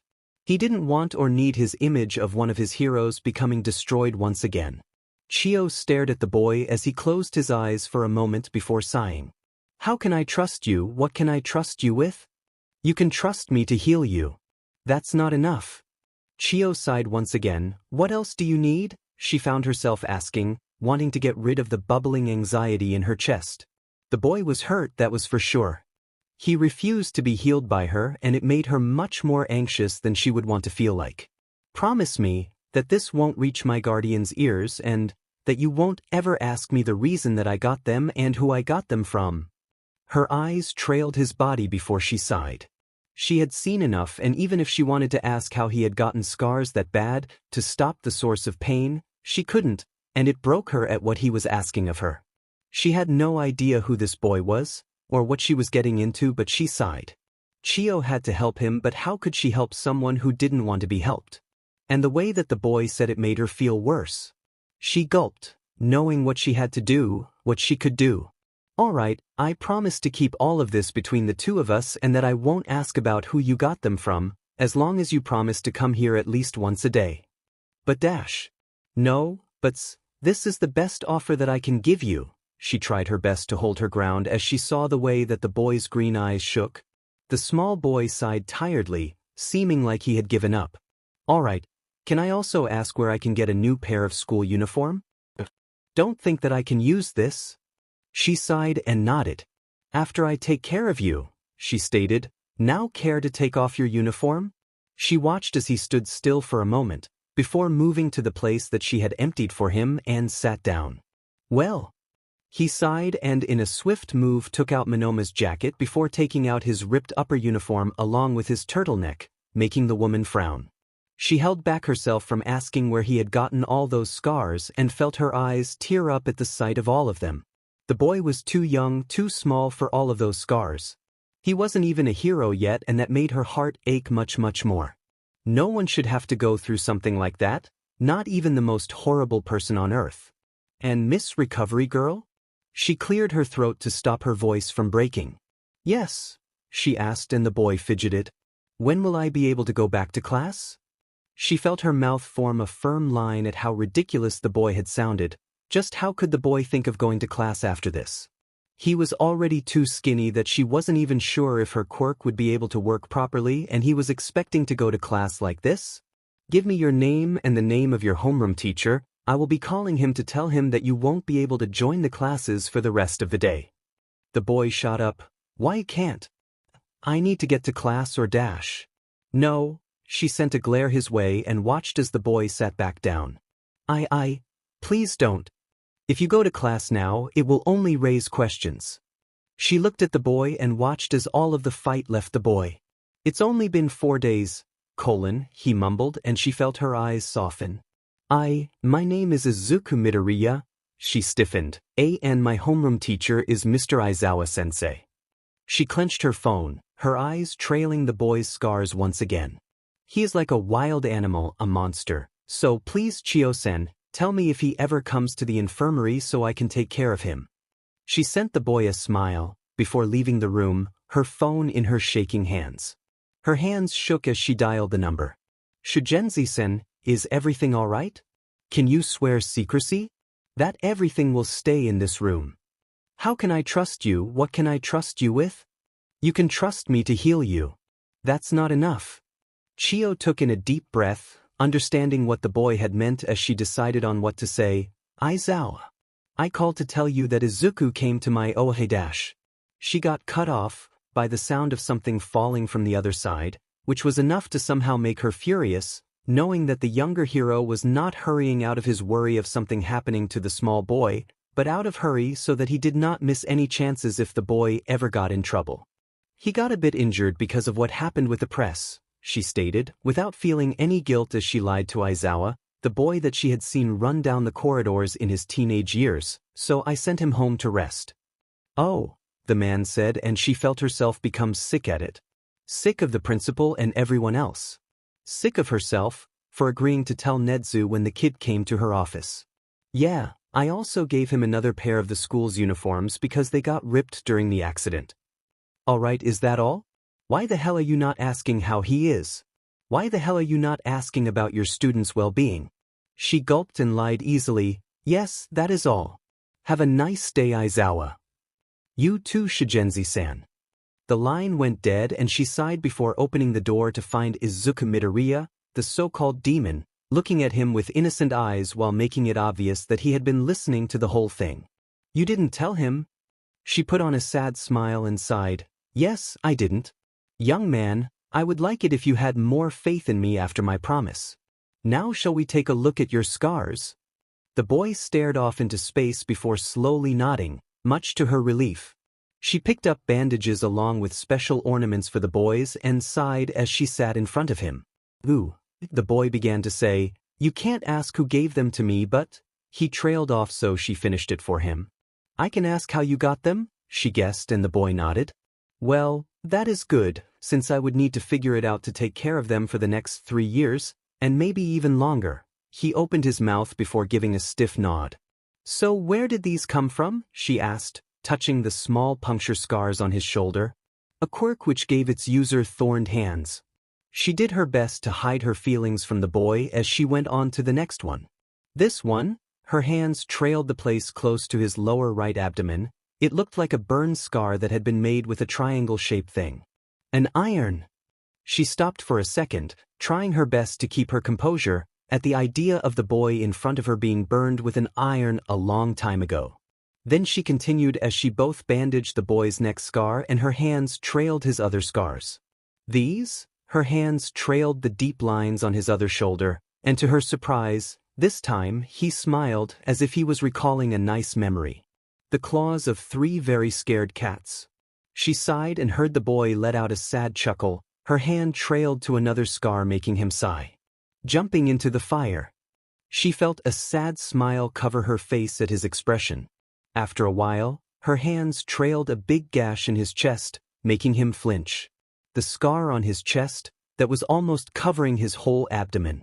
A beer bottle? He answered with a shaky breath, and she stopped asking after that and focused on bandaging him.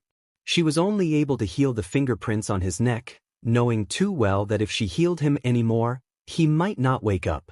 She tried her best to ignore the other pointal scars that were on his back, that looked so similar to the one on his chest, the wound that trailed up from underneath his breaths till his belly button, most likely from someone with an electricity quirk, the scar on his lower back, one that had been most likely made by a knife wound, the small circular burn marks which made her think of cigarette burns that were everywhere along with the lines that covered his wrists, the word freak written on his upper arm, which made her want to just hug him, to let him cry on her shoulder. She didn't ask because she already knew how they were made, and a part of her didn't want to make the boy break further than he already had been broken that day. But she knew too well that one of the reasons was because she knew that she wouldn't be able to keep a professional face if she heard their stories from the boy's mouth. Izuku sighed as he closed the door to recovery girls, rushing to get to class. Somehow it felt weird to him to start the day with no injuries at all, and it made him think if everyone else had this leisure, this thing that they took granted for every single day. To not feel pain with every step, to not be in pain. He sighed and entered the class, going to his seat with silent but big steps as his classmates chatted with each other, not even realizing him as he passed by them. Somehow he found himself being grateful for it and sighed, placing his head on his desk and looking at the blonde boy's jacket. He had no idea of what to think of Monoma, who hated everyone in Class 1A because of their strong quirks and because of the way that they looked down on many others. Izuku guessed that many thought about them like that because none of them had joined the opening ceremony, thanks to their sensei, Other than that, they sat huddled up with each other for the whole day, and he must have thought that they liked the attention from what Ida had done the day before. So was the reason that he liked him was because he... Izuku sighed when he saw his teacher, Midnight Sensei, enter the class and shook his head. He would give the other boy his jacket and then he would not talk to him ever again. The boy had helped him get out of being most likely getting trampled, he had stopped his panic attack, he had taken him to Recovery Girl. Izuku had learned a lot of things, but someone couldn't do a nice thing without expecting anything back. Everything came with a price. That was something that he had learned at the young age of 9, thanks to an experience, and he wasn't going to make that knowledge go to waste. Izuku would return the blonde boy's jacket, ask him what he wanted, and that would be it, the end. He looked back at the board and sighed, knowing that he should at least try to listen, just so that he could avoid the woman's gazes that seemed to settle on him every single assignment that they got. The next 2 lessons went fast, leaving him with some kind of relief at it. He took a note to thank the woman later and turned out of the window as Mike Sensei repeated a sentence once again. He found himself daydreaming after that, of another world, where he was not hated and where he became a great hero that was able to save those that the society had thrown away. Nito groaned and slammed his head against the table once again in both annoyance and irritation. He should have went to the Greenheads class, should have dragged him to the cafeteria, should have made him sit down and eat, should have. This is unusual, Kendo began to say, making him groan once again. I thought that you would have had things to say about how dumb everyone had acted during the accident with the press yesterday, not just mope around, Yui added, and try to become even dumber. He turned his head to his side and made an offended face, before getting up and slamming his hands on the table. That BSC, I'm gonna drag him here and chain him to the chair next Monday. Juzo just tilted his head to the side, making Nito groan even more. Stingy B, he groaned and debated going to class 1A to drag the boy, before deciding against it as he was most likely sleeping. What is it with you all of a sudden? Tsubura asked, and he turned to his 7 friends. I asked a kid from 1A to join me for lunch today. He groaned once again and slammed his hands to his face, groaning. Wait, 1A? Tetsu began to say, man, are you getting over your hate for 1A?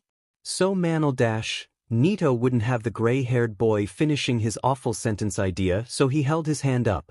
I did not fall that low, that's something that will never happen. Sue, Kawaro began, waving his hand while taking a bite out of his sandwich. What?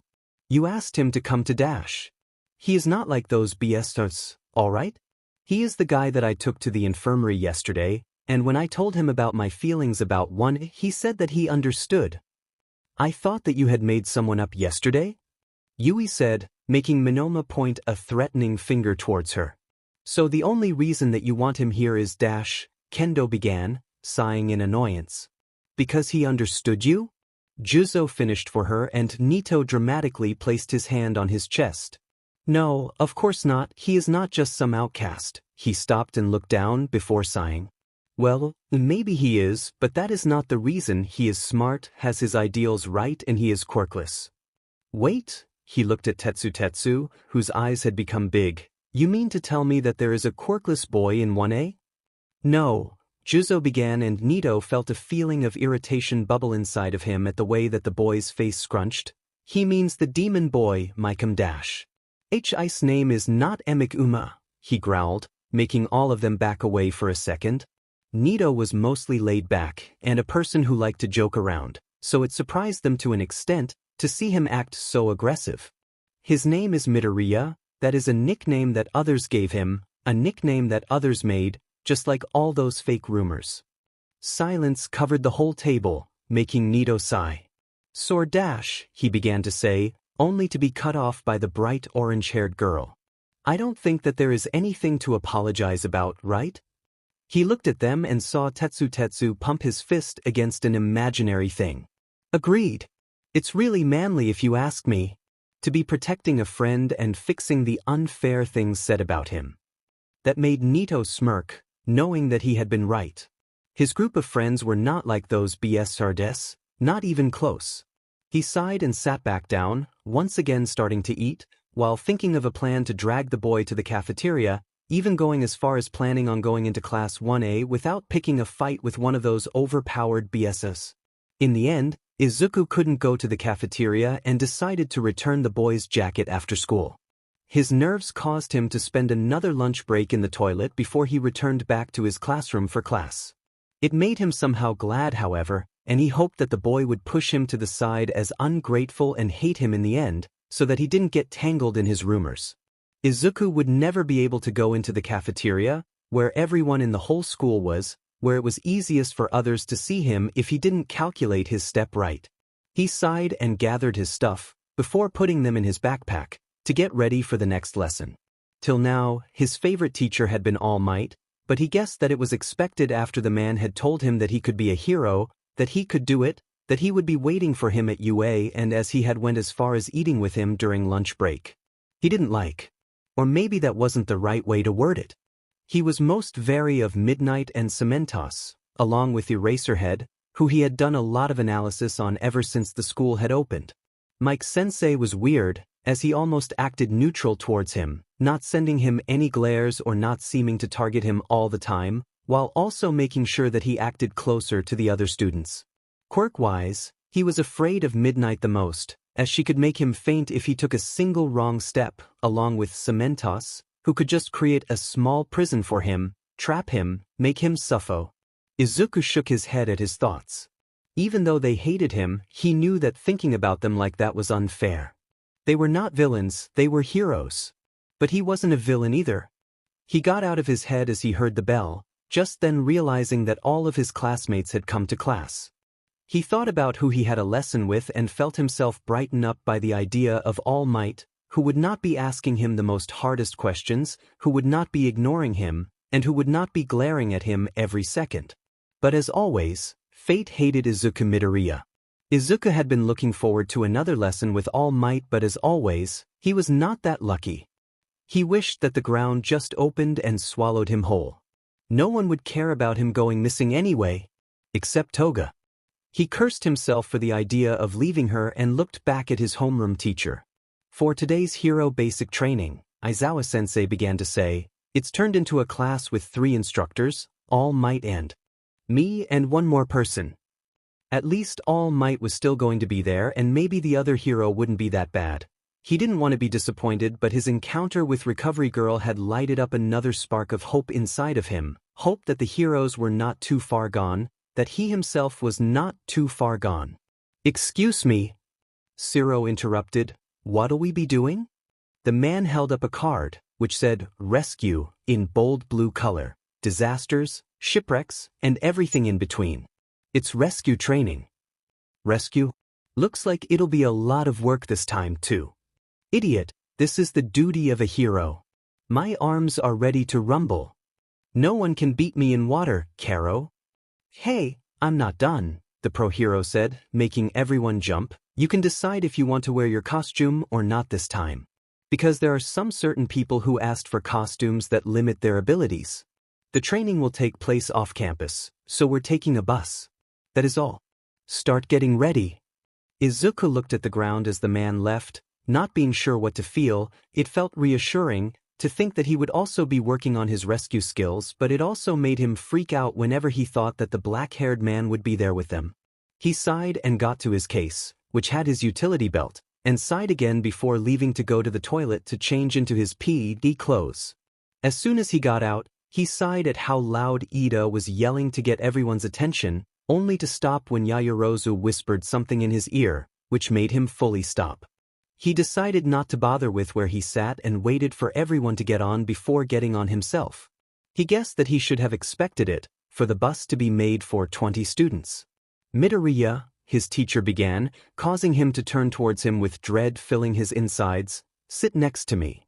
And that was that. No room left for any arguments, no room left for any discussion as he sat next to Eraserhead on the window side. Izuku softly placed his head on the window, letting himself relax as his eyes fluttered close. Ochako sighed as she watched outside of the window, listening to the small exchange made by her classmates. Is there something wrong, Uraraka?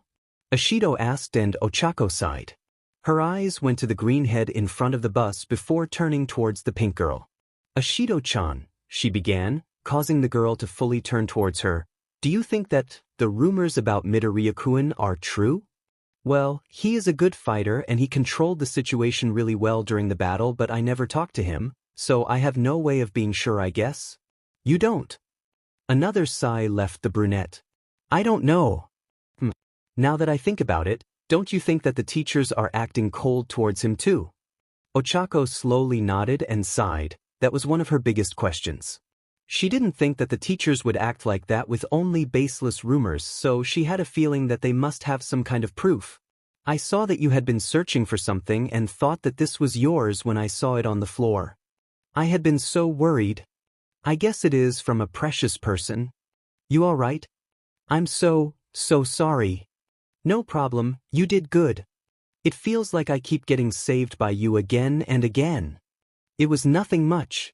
You won't have a good reputation if you're with me, so it might be best if you don't try to get close to me. She shook her head and sighed. There was no way in the world that someone as kind as that could be like that. Ochako looked at the boy from the corner of her eyes before turning back at her, shaking hands and slamming them to her cheeks. Uraraka-chan, what are you doing? That is no dash. She muted what Ida-kun had been saying and sighed determined. Ochako guessed that it wouldn't hurt to do her own research about the green-haired boy. A grin replaced her determined smile as her eyes met those of Bakugo Katsuki, the number 2 top pointer from the entrance exam. She knew just where to start. We're here. Izuku bolted awake at his teacher's strict voice, trying to gather himself together. Stop messing around. He guessed that it might just be for the best if he went to the recovery girl's office during the lunch breaks rather than before or after school. If he went to her office in the morning, he would be too drained to continue the day. If he went to her office after the last hour, he would be too drained to study after that and wouldn't be able to study at all. However, if he ended up going to her office during the lunch break, he would both be able to avoid everyone while also being able to get some sleep in recovery girl's office, meaning that he wouldn't be tired for his afternoon lessons. Izuku stretched a bit before getting up as the bus came to a stop. He waited till everyone got off and trailed after Siro, who had somehow ended up being the last person to get off even though that he had been sitting closer to the door. Everyone. Izuku held back his inner fanboy as he turned towards the owner of the voice. I've been waiting for you. The rescue hero stood there in all their glory, making his eyes shine momentarily. The person who had saved many people from disasters, the space hero, 13. Oh, an excited Uraraka said, I love 13. Let's go inside without delay. Looking forwards to be working with you. Inside the youth left Izuku somewhat amazed at how big it was, at how magnificent it seemed. And judging by the several gasps and squeals made by his classmates, he was not the only one who had those thoughts. A shipwreck, the space hero began to say, a landslide, a fire, a windstorm, etc. This is a training ground that I made with different types of accidents and disasters. It's called the Unforeseen Simulation Joint, or USJ for short. 13, their sensei began to say, as the space hero finished explaining the place to them. Where's All Might? He was supposed to meet us here. 13 got closer to Eraserhead before whispering something none of them could hear, making Izuku look away. The long-haired man scowled. It can't be helped. Shall we begin? Let's see. Before we begin, let me say one thing, or 2, or 3, or 4, 5, 6.7. Izuku found himself smiling at how unsure the hero sounded and turned to scan the place with his eyes. Everyone, they stopped increasing the numbers, raising their hands up. I am sure you are aware of my quirk, black hole. I can SCK up anything and turn it to dust. It has helped me save many people, but it is a power that can kill easily. Some of you have quirks like that, right? Izuku had known that for a long time. His analysis notebooks were filled with them after all. Jairu, who could explode a person's organs by using certain frequencies, Kaminari, who could fry someone with the right amount of electricity, Uraraka, who could fly someone out of the atmosphere and make them choke to death, Shinso, who could make the person under his control anything that he wanted them to do, Mineta, who could choke someone with his ball by just putting one of them on a person's face, and if they were strong enough even tear something off with them, he could even make it person eat them and make them suffocate, Sato, who could crush someone's head with his bare hands, Tokoyami, who could make his dark shadow tear a person to pieces, Koda, who could command a simple thing as a fly to go, and He stopped himself, not wanting to think about those kinds of things any longer. Wouldn't be fair for any of his classmates.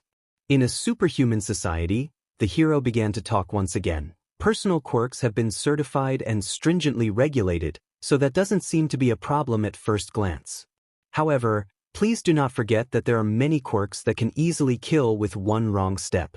With Aizawa's physical fitness test, you found out about the possibility of your own hidden powers, and with All Might's person-to-person combat training, think that you experience the danger of using those powers against others.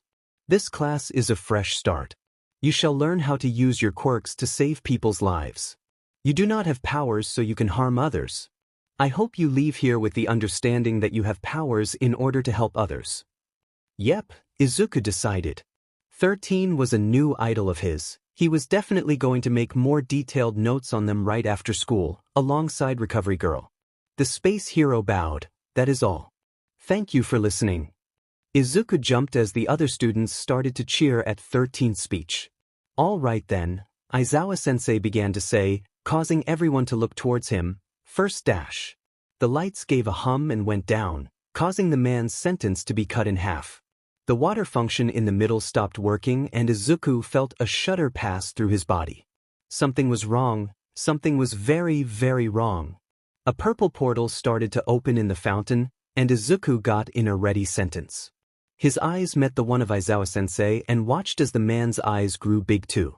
That was all the confirmation that he needed as he commanded his brain to start working.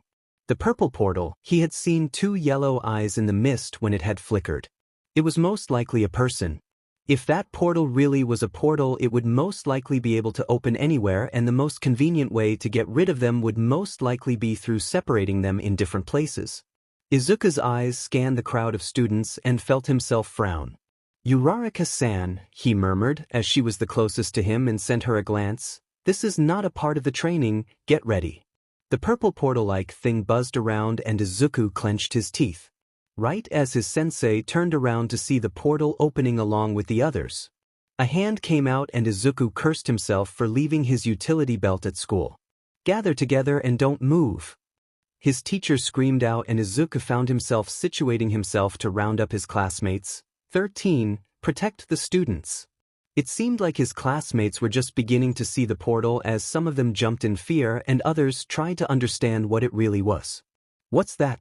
Is this like the entrance exam where the lessons already started? Gather in a circle. He found himself screaming as their teacher ran forward to attack and watched as everyone stared at him. That portal seems like a person and it will most likely come here to attack us and scatter us around while Sensei is fighting the others. 13 Sensei. They turned towards him and he found his frown deepening. Ida-san needs to leave. We need to make sure that he leaves. Yaoyorozu-san, can you make something to attack the doors? And Jair-sen, send waves of sound. It might help with his frequencies if you send it at the frequency of dash. He was too late. None of them had any time to react as the portal opened underneath him and two others, swallowing the three of them and taking them away from their classmates. Toshinori sighed as he looked at Nedzu who was standing in the entrance of the room. I did something very foolish. Oh, wow, look at this wonderful article that I ended up finding. All Might resolves 3 accidents in only 1 hour. He flinched and watched as the principal sighed. The fault mainly lies with the ruffians who still cause trouble in this town even with you here, but you also shouldn't react every time you hear of an incident. You really haven't changed at all, have you? The principal sighed as he moved to sit in front of him, sitting down. I wanted to chat with you as you stayed here and rested for a bit. The man-like mouse started to pour tea. You probably won't be able to attend the whole lesson in the next hour, will you? Toshinori scratched his chin and looked away. And also must say, the principal began to say, I am a bit surprised. That made Toshinori stop as he looked up. Your successor, Mirio Tagata, is in his last year, but you seem to have taken in another little kitten, well, more like a wild fox? Might I say? Is this about young Midoriya? Toshinori sighed as Nedzu's face twitched. He guessed that it was to be expected since the boy was still here after 1 week and there was nothing that the teachers could do to expel him. Even Shoyuta Aizawa, who had expelled more than 400 students ever since he had started teaching in UA. Yes, I have realized that you spend a lot of time dash. Nedzu, he knows my secret. The symbol of peace blurted out and watched as the mouse-like principal slammed his cup down on the table, sending him a chilling smile. You told him? The mammal began to say, when you weren't sure if you should tell other teachers? Nedzu, how could you go ahead and trust someone that I told everyone dash? He found out himself. Silence filled the room, making Toshinori feel as if he was getting more drained every second. Was that why you had been with him all this time? Has he been threatening you? Blackmailing you?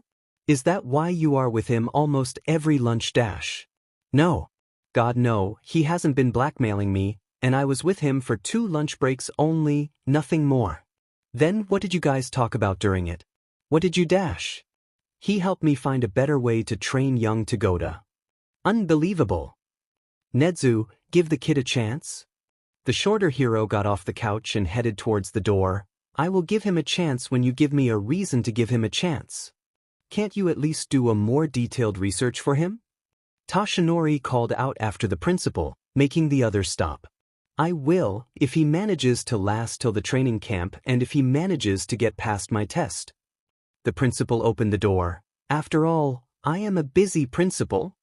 And then the principal was gone, leaving Toshinori both more drained and trapped than he had ever felt before.